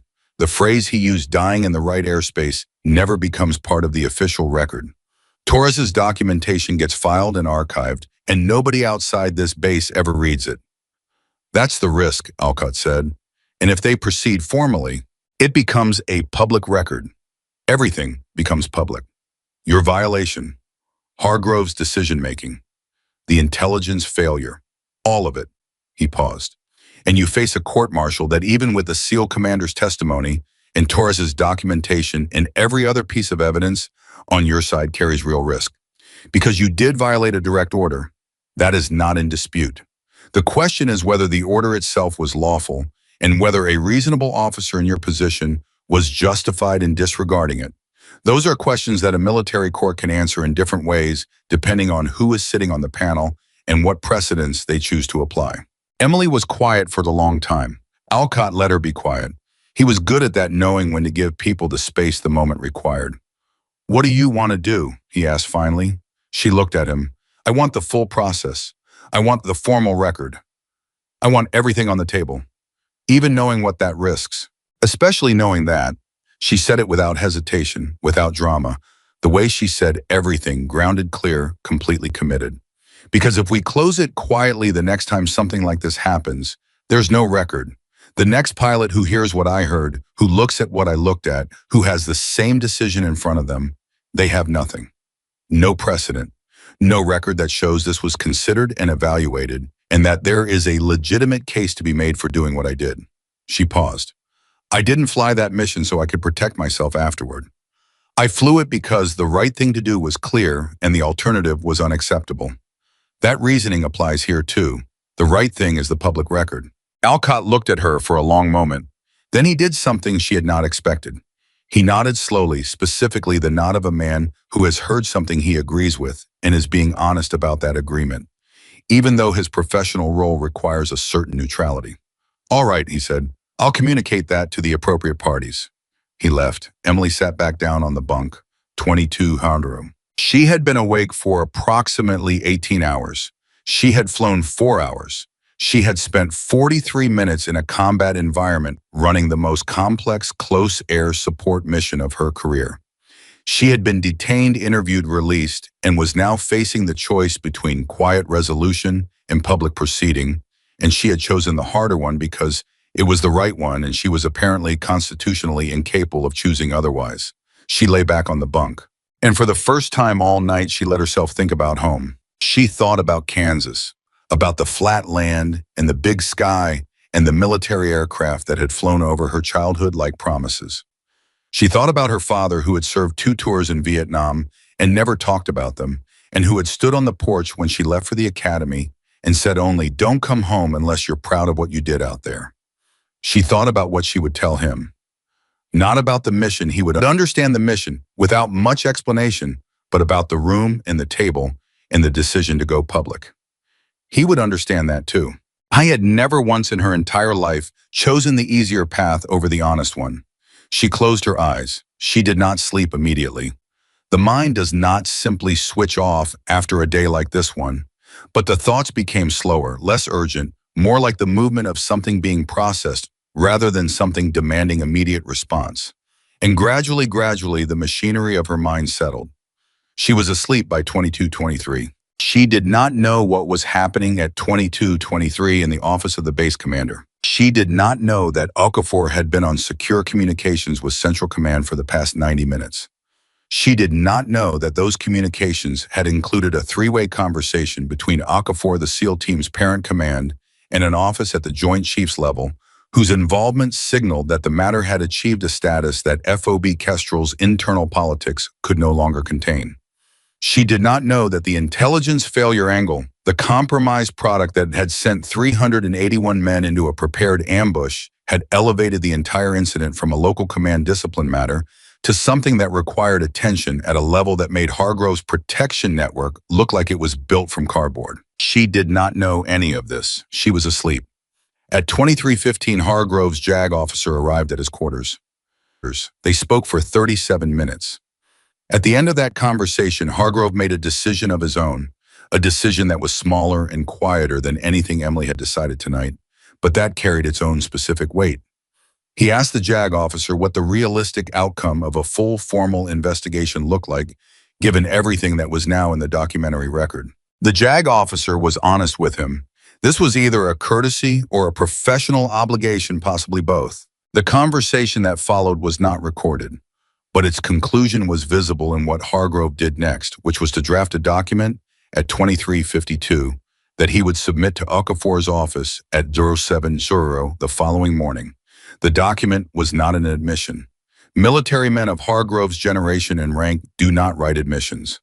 But it was a reframing, a careful, legally precise reframing of the command decisions made on the evening in question, which acknowledged that the standing orders regarding the restricted zone had been interpreted with maximum conservatism, given the political sensitivities, and that in retrospect, a more flexible interpretation might have been appropriate given the ground situation. It was in the language of men who do not apologize an apology. Emily did not know about that document either.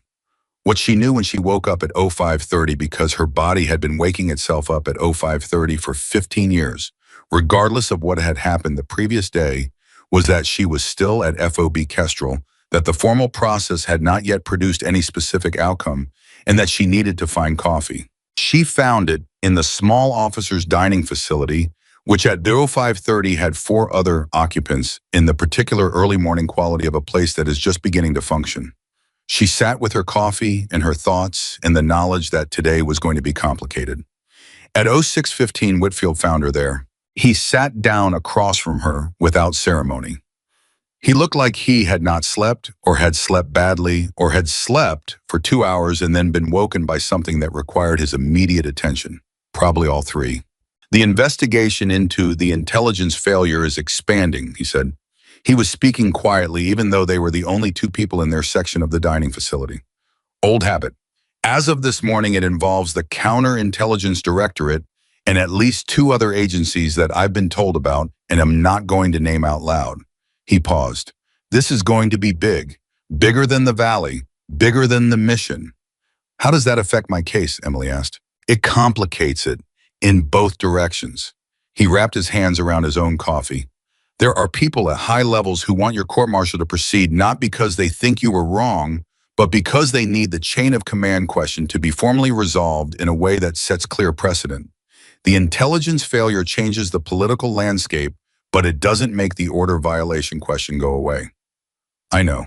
There are also people at high levels who want this closed quickly and quietly because a public proceeding attracts public attention. And public attention focused on the combination of a compromised intelligence product, a command decision that nearly killed 381 soldiers, and a female pilot who went in alone because nobody else would. That combination is not a news story. That's a congressional hearing. Emily set down her coffee. Good. Whitfield looked at her. You want a congressional hearing? I want the truth on the record, Emily said, whatever form that takes.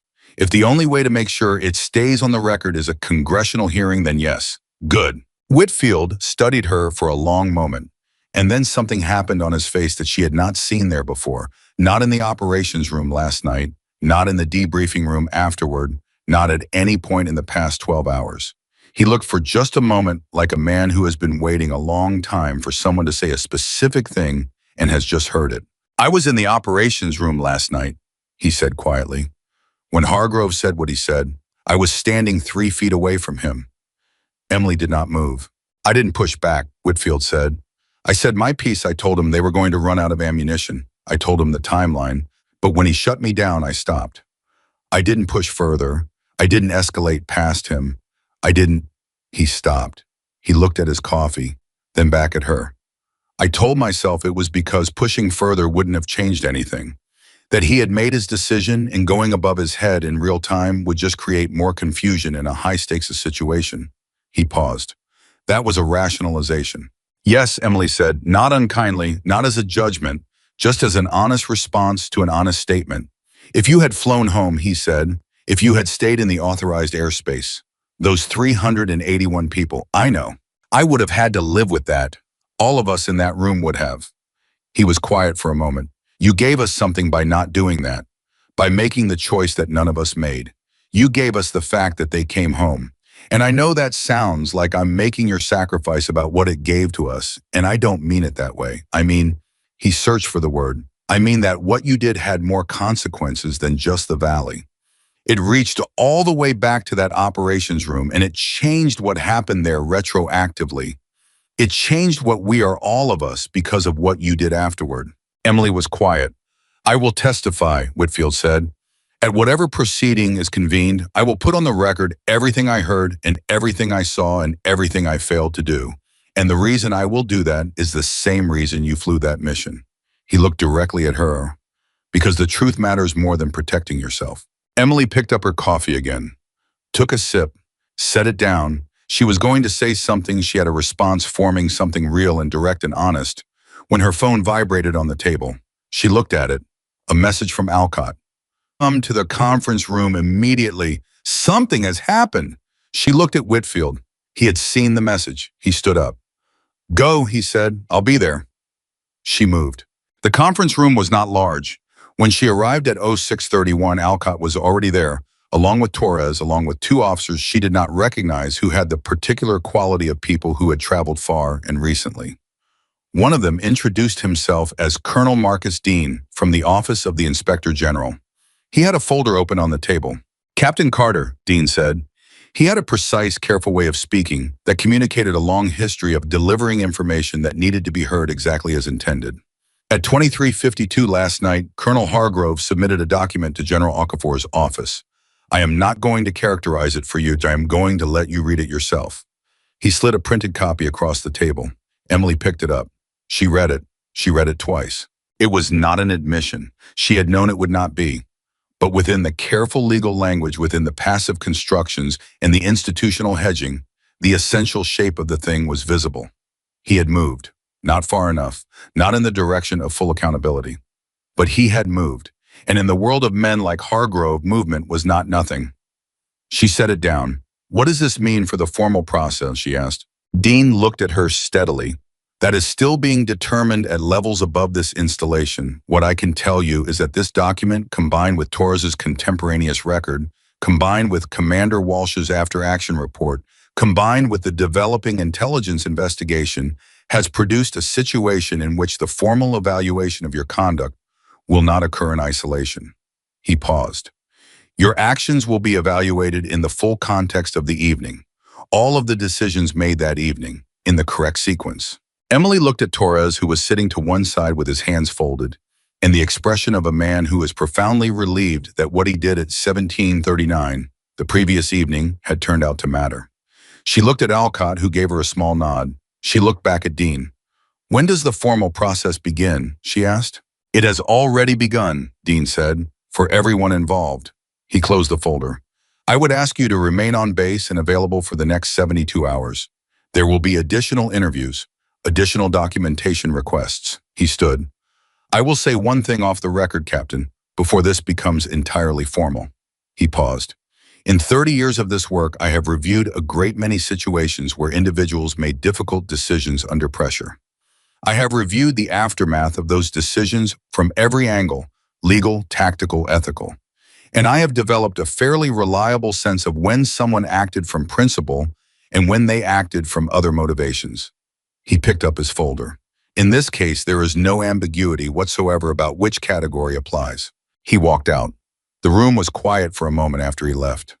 Torres let out a slow breath. "Okay," he said to no one in particular. "Okay." Alcott looked at Emily. "How are you holding up?" She thought about it, genuinely considered the question. She had been asked it twice in the past 12 hours, once by Whitfield, once now. The first time she had answered quickly, reflexively. This time she took a moment to actually assess. She was tired. She was operating on about 3 hours of sleep. She was facing a process that was going to be difficult and long and uncertain in its outcome.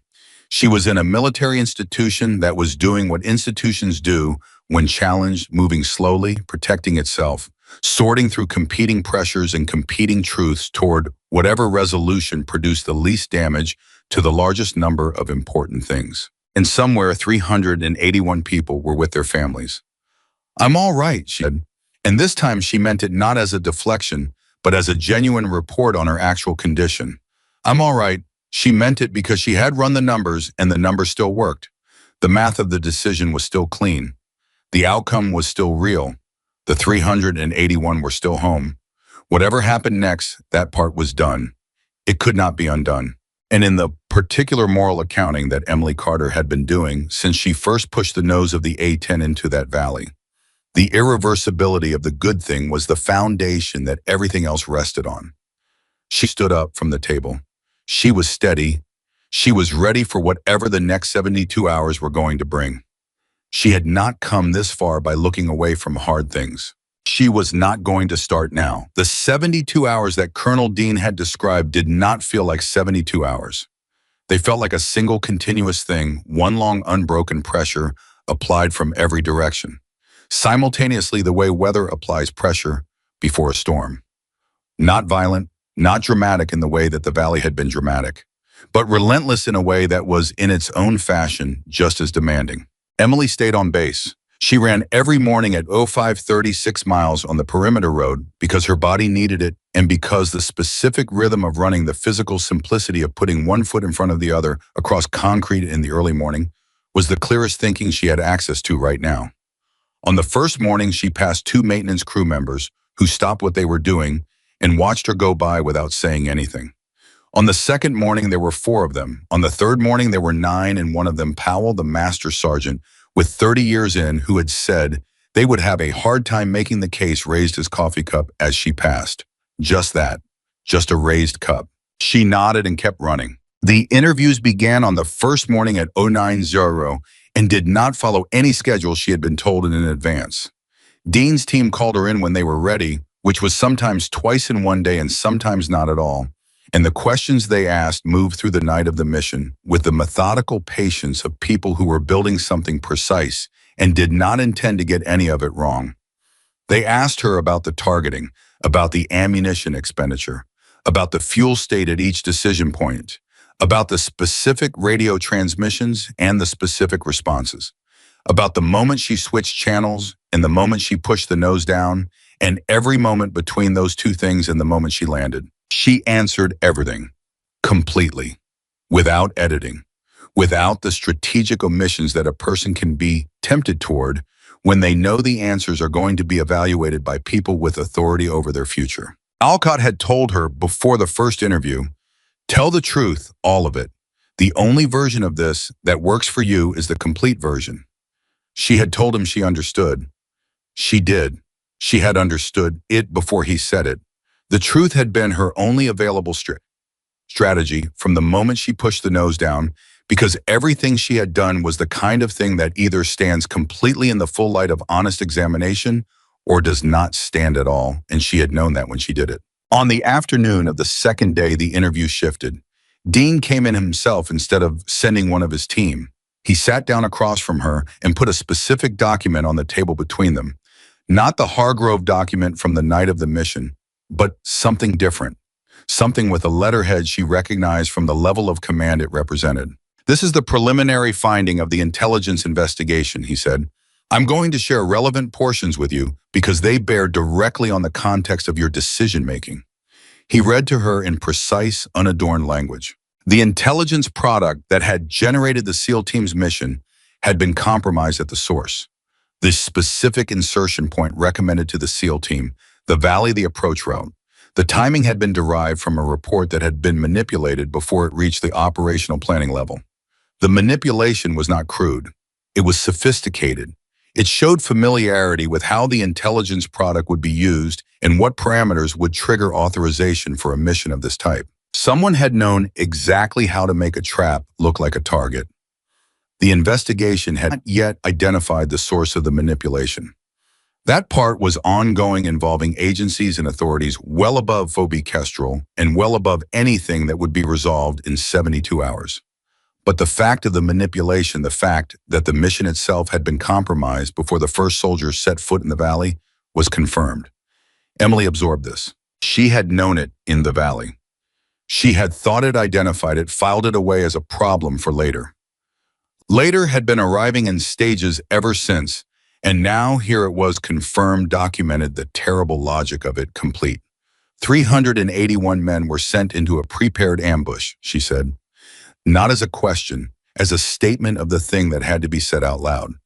"That is the current assessment," Dean said, and Hargrove's decision not to authorize air support did not occur in the context of knowledge about the compromise, Dean said carefully.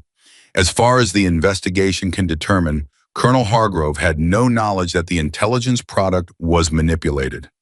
His decision was made on the basis of the operational and political constraints as he understood them.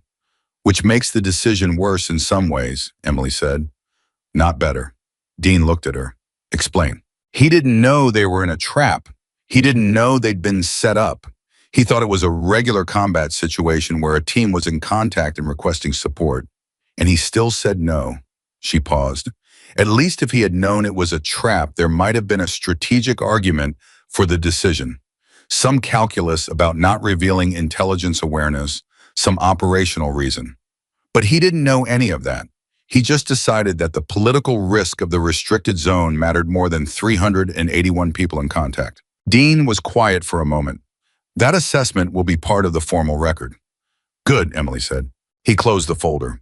He looked at her with the evaluating attention he had been directing at her since the first interview, the specific look of a man who has been doing this for 30 years and is still capable of encountering someone who surprises him. "Captain Carter, I've been doing this work for a long time. I've interviewed a lot of officers in a lot of difficult situations, and I want to ask you something that is not part of the formal record. You can decline to answer." "Ask," she said. "Are you angry?" The question landed differently than she expected. She had been asked questions about her decision-making, her intentions, her state of mind during the mission, her understanding of the orders she had violated. She had not been asked about her emotional relationship to the whole thing. She considered it honestly. "Yes," she said, "I'm angry." She said it without apology and without drama. "I'm angry that 381 people were sent into a valley on compromised intelligence and then abandoned there by the man who was supposed to be responsible for them. I'm angry that it took one pilot deciding to break orders to produce the outcome that should have been produced by the entire chain of command functioning correctly. I'm angry that the story of this night might become about my order violation and not about what made the order violation necessary." She paused. "But anger is not what drove the decision. Anger is what I feel about it afterward when I have the luxury of feelings. In the valley, there was no anger. There was only the math. Dean nodded slowly. The math, he said. You've used that phrase several times. It's how I think about it. There were 381 people. There was a fuel state. There was a storm. There were enemy positions. Those are numbers. They have correct answers. The correct answer to that math was not waiting for authorization. And the correct answer to this math, he gestured vaguely at the room, at the process, at everything the past 72 hours represented. Same principle, Emily said. The truth is the truth. It has correct answers. The correct answer is putting everything on the record and letting the evaluation happen honestly. He stood, he gathered his folder. At the door he stopped, and she had the sense that he was going to say the same kind of thing he had said at the end of their first meeting, something precise and honest that sat at the edge of what the formality of his role permitted him to say. There will be a formal proceeding, he said. The date has not been set, but I want you to know because you will hear various versions of this from various sources over the coming days, that the nature of that proceeding has changed significantly from what Colonel Hargrove filed for on the night of the mission. He paused. Significantly. He left. Emily sat with that word, significantly. She was still sitting with it at 14:30 when Alcott came to find her. He sat down and did not lead with pleasantries. He never did, which was one of the things she appreciated about him. The formal charge has been modified, he said. As of this morning, it is no longer a court-martial referral. It has been reclassified as an Article 32 preliminary hearing, essentially an investigation phase that will determine whether a court-martial is warranted at all. He watched her face. That's a significant de-escalation from where Hargrove had it filed. Because of Dean's investigation. Partly, also because, and this is where it gets complicated, 3 United States senators have in the past 48 hours made inquiries to the Department of Defense about the incident. Not public inquiries, private ones. But inquiries from senators on the Armed Services Committee carry a specific weight that private inquiries from other people do not. Emily stared at him. How did senators know about this? Alcott opened his hands slightly. Commander Walsh has been at home for 2 days. He has a phone. He has contacts. And apparently he is not a man who sits quietly when he believes that someone who saved his life is being treated unjustly. He paused. He also, it turns out, went to Annapolis with one of those senators. They were in the same class. Emily thought about Walsh standing in the hallway of this base 2 days ago with his bandaged arm and his 14 years of combat and his voice that she recognized from the radio. She thought about him saying that he was going to go home and see his daughter. She thought about what a man does after something like that when he gets home. He makes phone calls. He didn't tell me he was going to do that, she said. Would you have asked him not to? She thought about it. No, she said. No, I wouldn't have. Then it's probably fine that he didn't ask. She almost smiled. Again close, not quite there. What does the Article 32 mean in terms of timeline? The preliminary investigation will take several weeks, possibly longer given the complexity of the parallel intelligence investigation. During that time, you are technically under administrative review. You cannot fly operational missions, but you are not suspended from duty, and you are not confined. He paused. And during that time, the evidence picture can continue to develop. Both directions. Both directions, she repeated. The charges could be dropped entirely, or a court-martial could still be recommended, or he hesitated. Or there is a third possibility that I have been told exists, but that has not been formally communicated to me. It involves a determination at a level above Central Command that would effectively supersede the Article 32 process. Emily looked at him steadily. What kind of determination? The kind that involves the Secretary of the Air Force, Alcott said, and the kind that is preceded by a formal request from the Inspector General's office. He paused. Which Dean's team filed this morning? The room was quiet. Emily thought through what he was not quite saying. Alcott was a careful man. He used language precisely, and he did not speculate beyond what the evidence supported. If he was describing the shape of something without naming it directly, it was because the thing did not yet have an official name, and he would not call it something it had not been declared to be. But she could see the shape of it. Alcott, she said, yes. Am I going to be all right?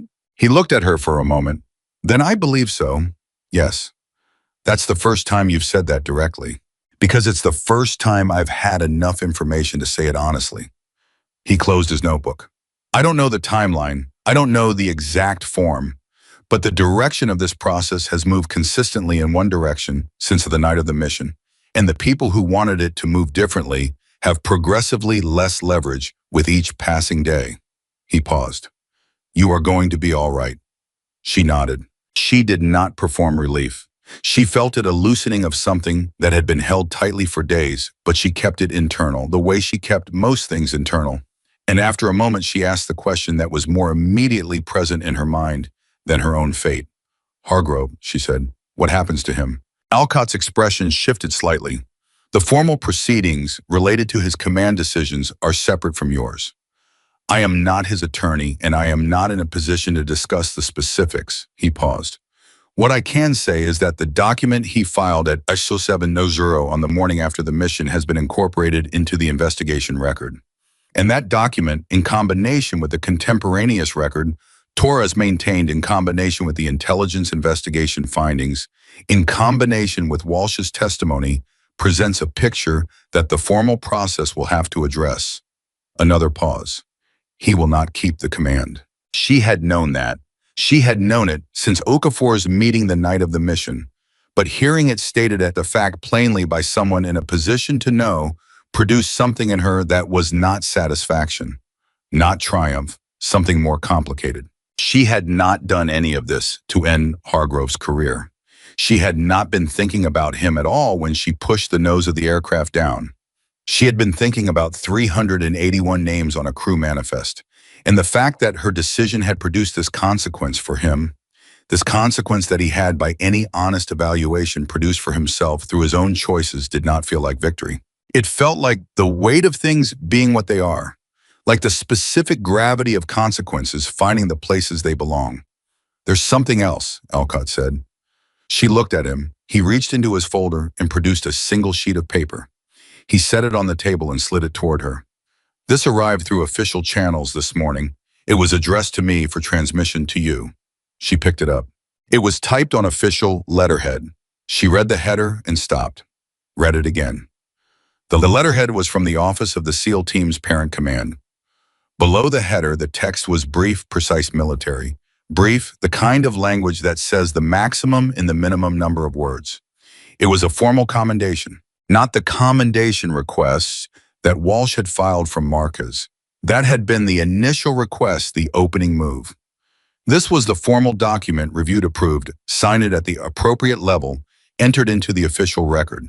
It cited specific actions, specific outcomes, the elimination of 6 confirmed hostile positions, the facilitation of the extraction of 381 military personnel from an active combat environment, the decision-making demonstrated under conditions of exceptional operational pressure. And at the bottom, in a section that was not standard language, in a section that appeared to have been written specifically for this document, and no other Walsh had added something. She read it twice. It said, Captain Carter's actions on this date represent the highest expression of the values the United States military exists to embody. She acted when action was required. She was present when presence was necessary. She did not calculate her own risk against the lives of others and choose herself. This commendation is submitted not as a procedural requirement, but as a statement of truth, and it is signed with the full understanding that it will be weighed against other proceedings and with the full intention that it should weigh heavily. Emily set the paper down. She did not say anything for a moment. Alcott did not say anything either. He understood the moment. He let it be what it was. Finally, she said he knew it would be weighed against the Article 32. Yes, Alcott said. He knew exactly what he was doing. She picked up the paper again, held it. The physical weight of a sheet of paper is almost nothing, a few grams less than an ounce less than the weight of any single thing it might represent. But she held this one with both hands. Because this was Walsh. This was the voice she had heard in the valley, going from controlled to desperate to something else, and then when she arrived, becoming something else again. This was the man who had stood in the hallway with a bandaged arm and told her that because she came, he was going to see his daughter. And now he had written this and signed it and sent it forward through official channels, and used language that was precise and strategic and completely honest, all at the same time the way the best soldiers use everything available to them to accomplish the mission. I was still, she realized, doing his job, just from home. She set the paper down again. "What do I do with this?" she asked. "It's already in the record," Alcott said. "You don't need to do anything with it. I wanted you to see it in person, to hold it in your hands." He paused. "I thought it mattered." She looked at him. "It matters," she said. At 16:45 that afternoon, something happened that nobody at Phoebe Kestrel had anticipated, and that changed the texture of the next several days in a way that was immediate and physical and impossible to ignore. The family started calling. Not the base, not official channels, personal phones, emails. The communication pathways that exist between people who have been through something together and need to reach the people who made it possible. The SEAL team members who had been in the valley and had gone home had in the days since their extraction told the story of the mission to their families, to their wives and husbands and parents and siblings and children, the people they had gone home to see, and those families had found in the ways that people find things now. The name of the pilot who had come into the valley when everyone else was standing down. Captain Emily Carter. The calls and emails were not routed through official channels because they were not official communications. They came to people at the base who knew how to reach her, an informal network, human and warm and completely outside the formal process operating in the spaces between the institutional machinery. Powell was the first point of contact, which surprised him, and probably should not have. He had been the one talking about her in the NCO club on the night of the mission, and people who talk about someone prominently tend to become associated with that person in the minds of others. He found himself on the afternoon of the second day forwarding 3 phone numbers and 2 email addresses to Alcott's office with a note that said simply, "Families, they want to thank her." By the end of the third day, there were 27 such contacts. By the end of the week, there were more than 100. Emily did not respond to any of them immediately. Not because she didn't want to, she did specifically and genuinely, but because Alcott had advised her that any communications she sent during an active administrative review could potentially become part of the record, and that the content and tone of those communications could be evaluated in ways that were not always predictable. She waited, but she read every one. She read them in her quarters in the evenings after the day's interviews and consultations were done. Messages from wives who said their husbands had called them from Marcos, and the first thing their husbands had said was a name her name. Messages from parents who had been sitting by phones for hours, and then their child had called and the child had said they were safe and had told them why. Messages from children, older children, teenagers, adult children of the SEAL team members who wrote with the particular directness of young people who do not yet know how to be indirect about what they feel. One message was from a woman named Diane Walsh. She identified herself simply as Garrett's wife. The message was 4 sentences. 3 of them were thank you. The 4th was, "He told me what you said on the radio, that you weren't leaving anyone behind. He said it was the most important sentence he ever heard. I believe him. I want you to know that I believe him." Emily read that one 3 times. On the morning of the 4th day, something shifted. She felt it before she had information to attach to it. The particular change in the atmosphere of a military installation when something significant is in motion. The way people moved, the way conversations stopped slightly too quickly when she passed. The way Alcott's assistant made eye contact with her in the hallway and then looked away, and the looking away was not dismissive but careful, the way you look away from something that isn't ready to be looked at directly yet. She was at 08:15 in her quarters when Alcott knocked. He came in and he was carrying his briefcase and he was wearing his dress uniform. That told her everything before he said a word. Alcott in his working clothes was the Alcott of interviews and strategy sessions and careful professional conversations. Alcott in his dress uniform was Alcott going somewhere that required the formal version of himself. "Today?" she asked. "Today," he said, "General Okafor's office, 0900. She dressed in her own dress uniform. She had pressed it the night before, not because she knew today was the day, but because she had been pressing it every night for 4 days, keeping it ready.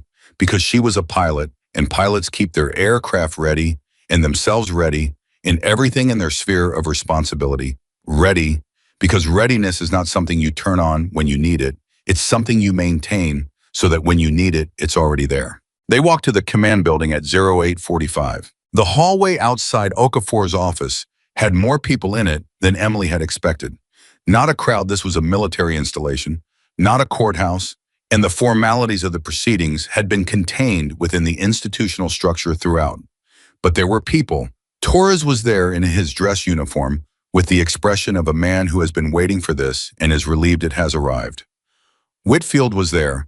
Powell was there, which surprised her slightly. A master sergeant in a general officer's hallway was not a common configuration, but he was there in his dress uniform, with his hands at his sides and his face set in the expression of a man who has decided where he stands and is standing there. Walsh was there. He was in civilian clothes. He was not on active duty at this base and had no official standing in the proceeding. And he had come anyway because he was Garrett Walsh, and that was the kind of man he was. He had his daughter with him, a girl of about 12, who looked at Emily with wide, direct eyes, and then looked at her father. And the look that passed between them was something Emily caught only the edge of, but it was enough.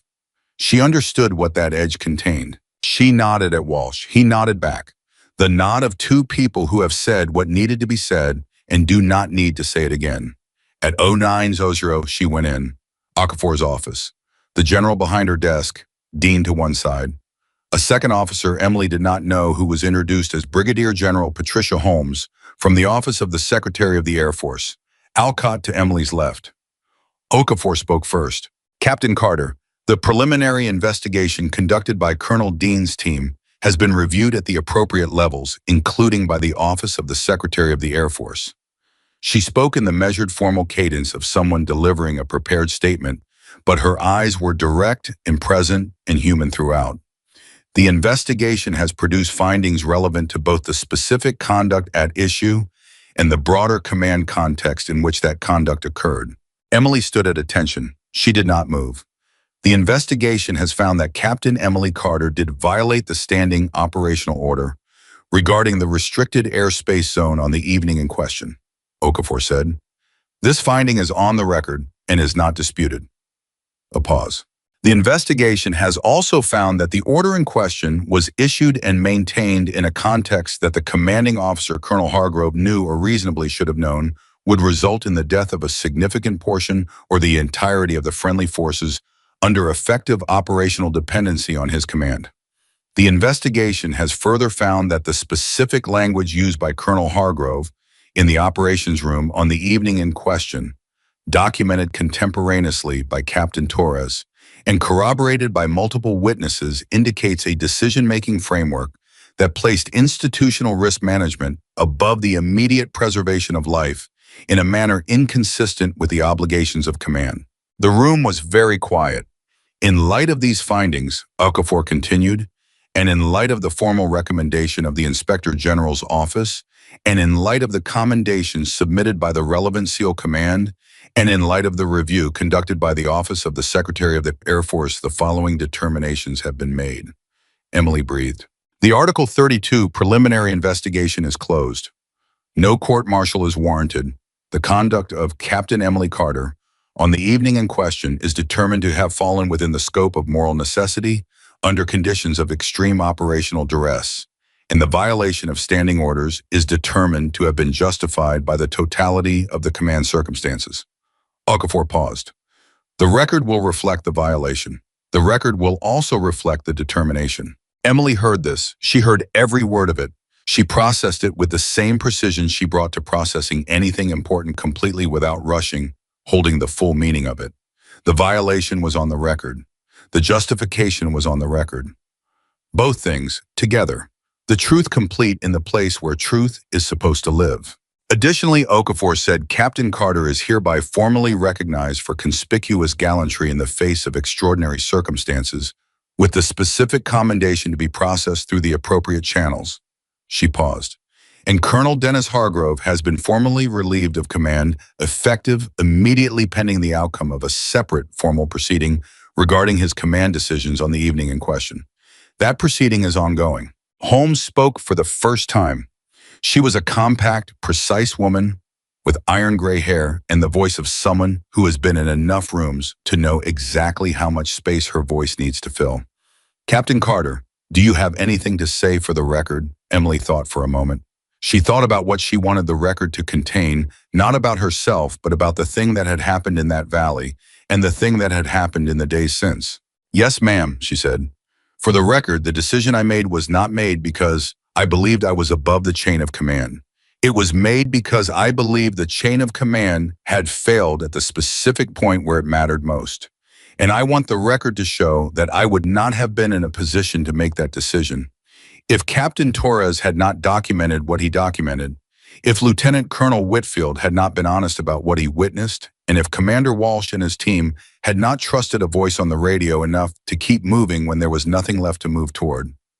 She paused. The decision was mine. The outcome belonged to all of them. Holmes looked at her for a moment. Then she made a note. Okafor stood, which meant the meeting was over. Emily walked out. The hallway. Walsh looked at her as she came through the door, and he read her face the way soldiers read faces.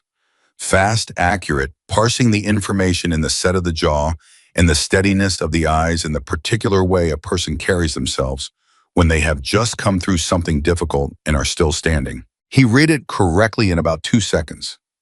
He said nothing. But his daughter, the 12-year-old with the wide, direct eyes, stepped forward and said with the complete absence of self-consciousness that 12-year-olds can access when they feel strongly about something. My dad says you saved his life. Emily looked at her. She thought about Kansas, about flat land and big sky and military aircraft like promises, about her own father on a porch saying, "Don't come home unless you're proud of what you did out there." Your dad did the hard part, Emily said. He stayed alive long enough for me to get there. The girl considered this. That's not what he says, she said. I know, Emily said. We disagree about that. And Walsh made a sound behind his daughter that was not quite a laugh, but contained everything a laugh contains. And for a moment, the hallway outside a general officer's office on a military base, in a country that had spent the past weeks sorting through what it meant, when one person acts and everyone else waits for that one moment, the weight of all of it lifted slightly. Just slightly. Just enough. Powell, standing against the wall, raised his coffee cup again. Emily raised an imaginary one back. Torres was looking at his documentation, the printed copy he had kept in his breast pocket since the night of the mission, and then he folded it carefully and put it away. He would not need to carry it anymore. It was already where it needed to be. The record was real. The truth was in it, and 381 people were home. The morning after Okafor's office, Emily Carter did something that nobody at Phobie Kestrel had seen her do in the 8 days since she landed with 9 minutes of fuel and an entire base waiting to either arrest her or thank her. She slept past 05:30. She woke at 07:12, and for approximately 4 seconds she did not know where she was, not in the disoriented way of someone confused, but in the specific way of someone whose body has finally released the grip it has been maintaining on full readiness for 8 straight days, and is now taking the opportunity to simply be horizontal and warm and not immediately required by anything. She lay there for those 4 seconds and felt the particular quality of a silence that is different from the silence of waiting. This silence did not have anything hiding inside it. It was just silence, clean and complete. Then she got up. She did not run. For the first time in 8 days, she did not run the perimeter at 05:30 or any other time. She walked to the dining facility and got coffee and sat with it and did not review anything, did not run calculations, did not prepare for any conversation, just sat with the coffee in the morning in the specific knowledge that the process was concluded and the record was real and the truth was in it. Powell found her there at 07:45. He had a tray with actual food on it, which he set across from her without asking, and sat down. You're not running, he said. Not today. He looked at her with the measuring attention of a man who has spent 30 years reading the condition of machinery and the condition of people, and has learned that the diagnostic process is essentially the same. How do you feel? Tired, she said. And then because it was true and Powell was someone you could be true with, good. Tired and good. He nodded. He understood that combination. He had felt it himself at various points in 30 years, the specific exhaustion that comes after something is genuinely finished, rather than merely paused. Word came down this morning, he said. Official orders. You're reassigned to Langley, Training and Doctrine Command. She looked at him. Training. Yeah. He watched her face process this. You've got opinions about that. I have thoughts, she said carefully. Let me tell you something. He put down his coffee. He had the manner of a man choosing to say something he has been carrying for a while and has decided the time is right. You know what the most dangerous thing in any military operation is not the enemy. The enemy you can see, you can engage, you can defeat. The most dangerous thing is the pilot who gets in the aircraft and doesn't know what she actually knows, who has never been forced to look at every rule and every constraint and understand which ones are load-bearing and which ones are just paint. He paused. You know now. What you know is what every pilot who comes up behind you needs to know before they get in the aircraft. Not instead of the rules. Inside the rules, the judgment that lives inside the framework. He picked up his coffee again. Training isn't a consolation prize, Captain. It's the mission that multiplies. She looked at him for a long moment. You've been thinking about how to say that for a while, she said. About 4 days, he admitted. She almost smiled. All the way this time, just briefly, just at the edge of her mouth. Thank you, Master Sergeant. Don't thank me. Go eat something. You look like you've been running on coffee and principle for a week. That's accurate, she said. He stood. He picked up his tray. He paused. One more thing. There's a package in Alcott's office, arrived this morning before official hours, hand-delivered by someone who wouldn't give a name. He shrugged. Alcott said it's addressed to you. She looked at him. What kind of package? The kind with a return address that says Fort Bragg, Powell said, and he walked away before she could respond. She found Alcott at 0830. He was already at his desk, already working, already the version of himself that was fully functional and professionally precise. He handed her a flat package, not large, not heavy, wrapped in standard brown paper with her name on it in handwriting she did not recognize. She opened it. Inside was a photograph, printed on standard paper, not a professional print, the kind of thing someone had run off a printer at home or at a base facility. It showed the valley, her valley taken from altitude, the terrain she had spent 43 minutes inside the ridgelines and the floor, and the narrow southern exit that the helicopters had used. Someone had taken it from a satellite feed or a reconnaissance asset, and on the back they had written in the same handwriting as the address on the package. So you know what it looked like from outside. So you know what you went into. Below that, a list of names, not all 381. There was not room on the page for all 381, but 30 of them apparently chosen at random, just names. First and last, no ranks, no unit designations, just names the way people have names, the way they have names on birth certificates and in family Bibles and on the lips of people who love them. At the bottom of the list, we know yours too. Emily stood with the photograph for a long time. Alcott let her. Finally, she said, there's no unit designation on this. No official identification. No, Alcott agreed. Do you know who sent it? He paused just long enough for her to understand that the pause was intentional. I have a hypothesis, he said. I'm choosing not to investigate it. She looked at him. He looked back with the expression of a man who has decided what the right thing is and is doing it. She folded the photograph carefully and put it in the breast pocket of her uniform. Over her heart, the way Torres had carried his documentation for 4 days. The same instinct, the same understanding of what certain things needed to be kept close to. My orders, she said, Langley, reporting date in 3 weeks. He opened a folder. I want to walk you through the formal record as it now stands. What's in it, what it says, what future proceedings can and cannot use from it. She sat down. She listened carefully. She asked precise questions. She was still and always the pilot who read the instruments and ran the numbers and made sure the math was right before she committed to any course of action. The math was right. The record was clean. She was going to Langley. 3 weeks felt both very long and very short. At 14:00 that afternoon, she called her father, who was in Kansas. He answered on the second ring, which meant he had been near the phone, which meant he had been expecting the call for some time. Her father had an instinct for when things had concluded, a kind of internal clock that had been calibrated over 2 tours in Vietnam and 50 years of paying attention to the world.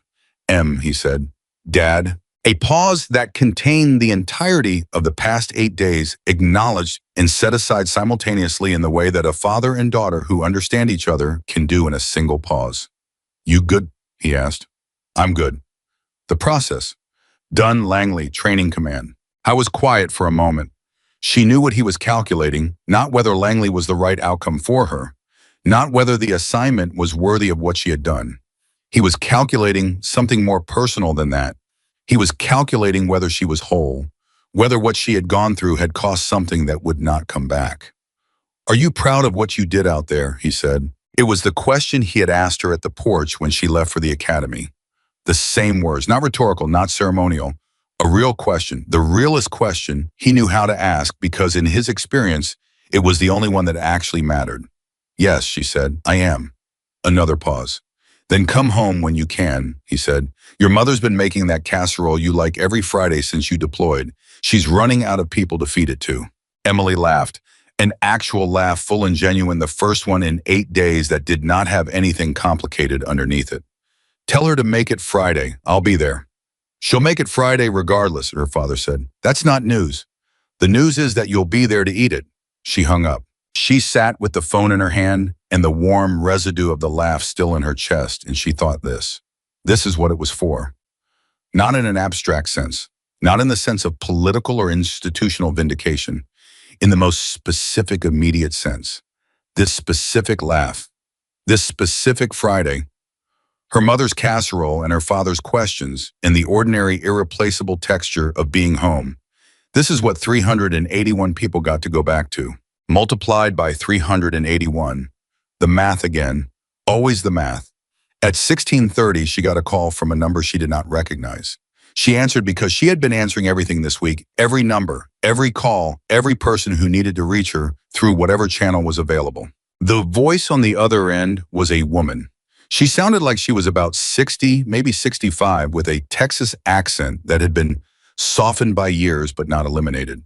She said, "Is this Captain Carter, Emily Carter?" "Yes, ma'am," Emily said. "My name is Ruth Holloway. My son James was in the valley." A pause. "He called me when he got out from the helicopter, before they even landed. He called me from the air."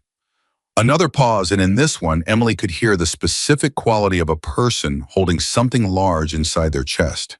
Not grief, but the compressed counterpart to grief, the thing that lives on the other side of the moment, when you think you're going to lose someone, and then you don't.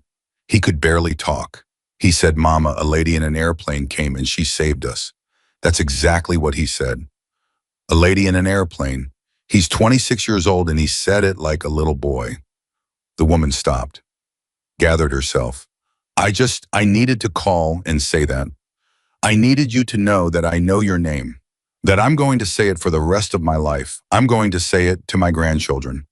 I'm going to tell them there was a woman named Emily Carter who flew into a valley when everyone else said no, and because she did that, their Uncle James came home. Another pause. "Is that all right? Is it all right that I say that?" Emily pressed her free hand flat against her leg. Steady, always steady. "Yes, ma'am," she said. Her voice was even. "It's all right." "Thank you," Ruth Holloway said. "For my James, thank you." They spoke for 7 more minutes. Emily did not remember afterward exactly what she said, not because it wasn't real, but because some conversations are not about the words. They are about the contact between two people across a distance, the specific human act of reaching through all the things that separate people and acknowledging what is true. What was true was that James Holloway was alive. What was true was that his mother had been 62 years old and sitting in a house in Texas and had heard her phone ring and had heard his voice, and everything that had been accumulating in the hours before that call had released at once. What was true was that Emily Carter had been in a cockpit 43 minutes and had done the math. The calls kept coming. Not all of them. Not even most of them. 381 people plus their families constitutes a number that is much larger than 381. And not all of them would call, and not all of them would know how to reach her, and some of them would express what they felt in ways that never traveled as far as a phone call. But the calls that did come over the following days and then the following weeks formed a pattern that Emily absorbed slowly and carefully, the way she absorbed any significant information completely, without rushing, holding each piece in its proper place. A wife in Georgia who said her husband had not slept well since Ramadi 4 years ago and had slept 9 hours straight on the night he came home from the valley. A father in Ohio who had served in the first Gulf War and said he understood in a way that most people don't what it cost to make the decision she made. A 19-year-old sister from somewhere in the Pacific Northwest who sent an email that was mostly lowercase and abbreviated in the width of someone who communicates primarily through a phone and whose last line read, "My brother showed me the valley on Google Maps. It looks really small from up there. IDK how you did it, but thank you." She answered everyone. She sat with her laptop in her quarters at FOB Kestrel in the evenings of the final week before her departure for Langley, and she wrote back to every person who had written to her, and she called every person who had called and left a number. She did not write form responses. She wrote specific ones, specific to what each person had said, specific to the son or daughter, or spouse or sibling whose name they had given her. She did not accept the gratitude with false modesty. She did not deflect it entirely. She received it with the same directness she brought to everything else, and she said what was true, which was, "Your person fought hard to still be alive when I got there. I had the aircraft and the ammunition and the training. They had the will. Those are not separate contributions." That was the truth. She held it. On the day before she left FOB Kestrel, something happened that she had not expected and that she would think about later for a long time. Hargrove asked to speak with her. Alcott advised her that she was under no obligation to agree. The formal proceedings were ongoing. The legal landscape was still complex. Anything said in an unofficial conversation could potentially complicate things. All of that was accurate. She agreed to the meeting anyway. They met in a small conference room at U900. Hargrove was not in his dress uniform. He was in working clothes. He looked like a man who had been sleeping badly for 9 days, which he probably had. His career was effectively over, not yet formally concluded, but over in all the ways that matter, because a man who has been relieved of command in these circumstances does not return to meaningful authority. He knew that. It was visible in the way he held himself still upright, still the posture of 31 years, but without the specific quality that had been there before. The quality of a man who believes the institution is behind him. He sat down. He looked at her for a moment without speaking. Then he said, "I know you don't owe me this conversation." "No," she agreed, "I don't." He looked at the table, then back at her. I've been going over it, every decision, every moment." He paused. "I've been trying to understand how I got to that point, how I said what I said." Another pause. "I don't have a good answer for you. I've been a military officer for 31 years, and I have always believed that I understood what the job was. And in that operations room with everything that was happening, I arrived at a calculation that was wrong. I know it was wrong. I'm not asking you to tell me otherwise." Emily studied him. She was not comfortable exactly. This was not a comfortable situation, but she was present in it, fully present, listening to what was actually being said. "What are you asking?" she said. I was quiet for a moment. "I'm not sure," he said. And the honesty of that, the admission that he did not have a clear purpose, that he had asked for this meeting from some need that he could not quite articulate, was the most human thing she had seen from him. More human than any of the formality that had surrounded him since the night of the mission. "Maybe I'm asking if you understand how it happens. How a person who has done this for 31 years ends up in a room saying something like that." Emily looked at him. She thought about it seriously, gave it the genuine consideration it deserved, not as a favor to him, but because the question itself was real and important. "Fear," she said, finally. "Not physical fear, institutional fear, the fear of the consequence that falls on you specifically. I think it's possible to spend so many years inside an institution that the institution's risk becomes indistinguishable from your own risk. And when those two things collapse into each other, the institution's self-protection starts to feel like personal survival." She paused. "I'm not saying it excuses what happened. It doesn't. But I think I understand the mechanism." Hargrove was quiet. "The moment I made my decision," Emily continued, "I stopped being afraid, not because I became brave, because I made a choice that aligned what I was doing with what I believed, and that alignment removed the fear. The fear was living in the gap between the two." She looked at him directly. "You might have been afraid for a long time without knowing it. That gap can grow slowly." He said nothing. He nodded. Once. Small. He stood up. She stood up. He extended his hand. She looked at it for a moment. Then she shook it. Not warmly, not coldly. Simply the way two people acknowledge each other across a complicated distance when there is nothing more useful to be done. He left. She stood alone in the small conference room and breathed. She was not glad she had done it. She was not sorry. She was just clear the way she was always clear after a decision that aligned with what she believed. The particular clean quality of having done the right thing without knowing in advance exactly what it would cost. She went back to packing. The flight to Langley departed at 14:00 the following day. At 13:00, she walked through the base for the last time. Not a ceremonial walk, she was carrying her bag, she was going to the flight line, she had a schedule. But she walked slowly, which was unusual for her because she wanted to see things without the urgency of a situation requiring her attention. She passed the maintenance bay where Powell worked. He was there. He raised his coffee cup without looking up from what he was doing. She passed Torres's station in the operations center. He was at his desk on duty, doing the specific patient work of someone who documents things accurately and keeps the record honest. He looked up when she passed and gave her a small nod that meant everything it needed to mean without requiring words. She passed the tarmac where she had landed 8 days ago with 9 minutes of fuel. Her aircraft was there. The same one, another crew had serviced it. It had been cleared for operational missions 3 days ago. It had flown 2 since then, neither of which she had piloted, and it wore no sign of what had happened inside it 9 days ago. Aircraft are like that. They carry the mission, and then they are ready for the next one. They do not keep the weight. She stopped and looked at it for a moment. She thought about the targeting pod, the fuel gauge. The fuel gauge, most of all that specific number at that specific moment when she checked it, and it said 11 minutes. And she had already done everything that needed to be done. She had been enough.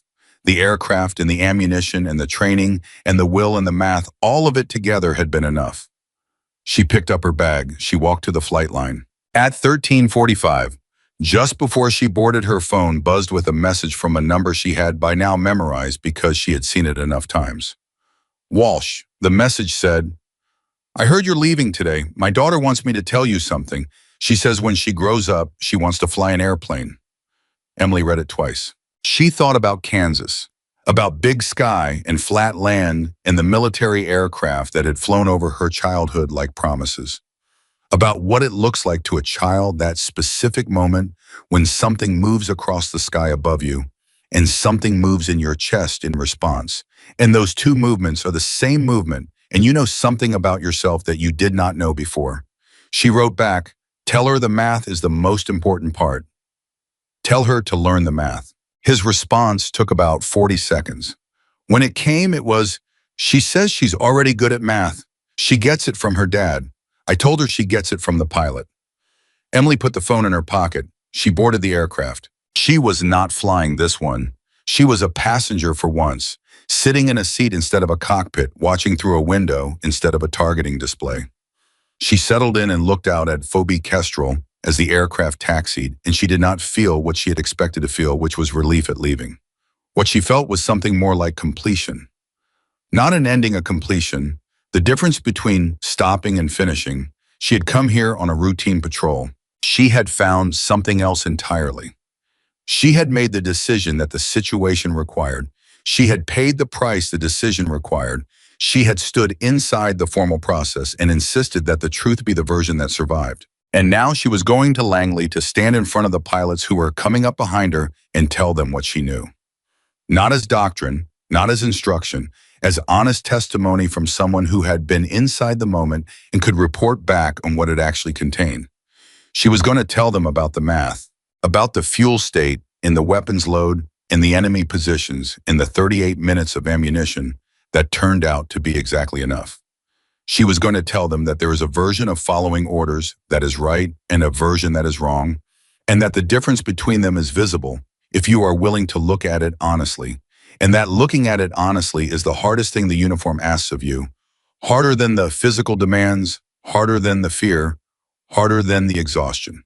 She was going to tell them that the chain of command is real and important, and that it has a bottom as well as a top, and that the bottom is where they will always stand, and that from the bottom you can see things that the top cannot, and that what you do with that vision is the definition of who you are. She was going to tell them about the valley, about the 43 minutes, about the fuel gauge at 11 minutes, about the voice on the radio going from controlled to desperate to something else, and what it means to be the person who changes that something else into something more. She was going to tell them that the most important radio call of her career was 4 words. 4 words in a valley she had never been in before and has never been in since.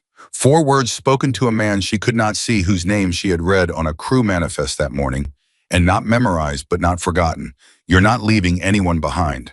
She had meant it as a statement of intent, a mission parameter, a simple operational commitment in plain English. She had not known when she said it that it would become the sentence that traveled farther than the aircraft, that it would go home with 381 people and live in the memory of everyone they went home to, that a 62-year-old woman in Texas would hear it from her son, described in the simplest terms from the back of a helicopter that was still in the air, that a 12-year-old girl in a hallway would carry it into the future and eventually maybe into a cockpit of her own. She had not known any of that. She had just run the numbers. She had just pushed the nose down. She had just stayed. The aircraft lifted from the runway at FOB Kestrel at 14:03, 3 minutes behind schedule, which in the context of the past 9 days was practically instantaneous. Emily watched the base fall away below her, the maintenance bays in the operations center, in the tarmac, in the small conference room, in the debriefing room, in the hallway where Walsh had stood with his bandaged arm and his daughter, and then the base was gone and there was only the sky. She had always loved the sky. Not for what it looked like, not for the aesthetics of altitude and light, the things that people who have never been up there tend to describe when they talk about flying.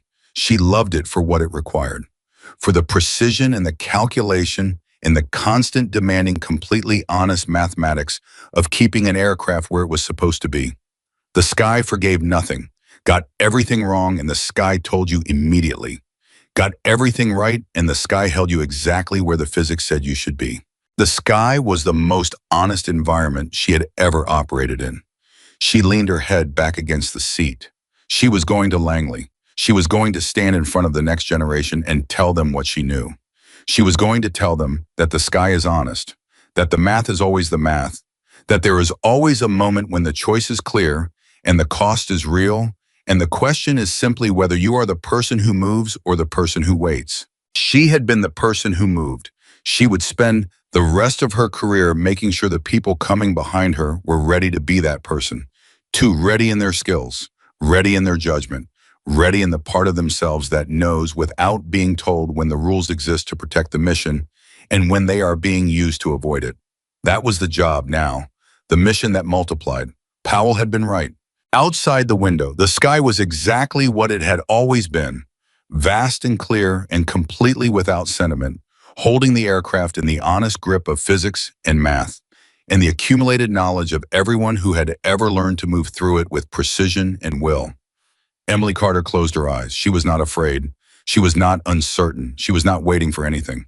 She was already there, ready, in the room at Langley, already standing in front of the next pilot, already saying the first sentence of what she had come to say, already beginning the work of making sure that what she had learned in 43 minutes in a valley that the storm swallowed behind her did not stay in that valley, did not die with the 9 minutes of fuel she had left when it was done, did not belong to her alone. 381 people went home that night because one person moved when everyone else was standing still.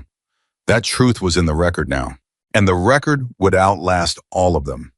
Outlast Hargrove and his 31 years, outlast the politics and the proceedings and the careful institutional language in which the whole thing had been wrapped and processed and finally resolved. The record would be there when the next pilot sat in the next cockpit and heard the next impossible radio call and ran the numbers and arrived at the moment where the choice was clear. And in that moment, somewhere in the back of what that pilot knew, somewhere in the accumulated weight of what had been taught and recorded and honestly set down, there would be a voice, steady, precise, completely without performance, saying you are not leaving anyone behind tonight. And that voice would be enough. It had always been enough. It would always be enough.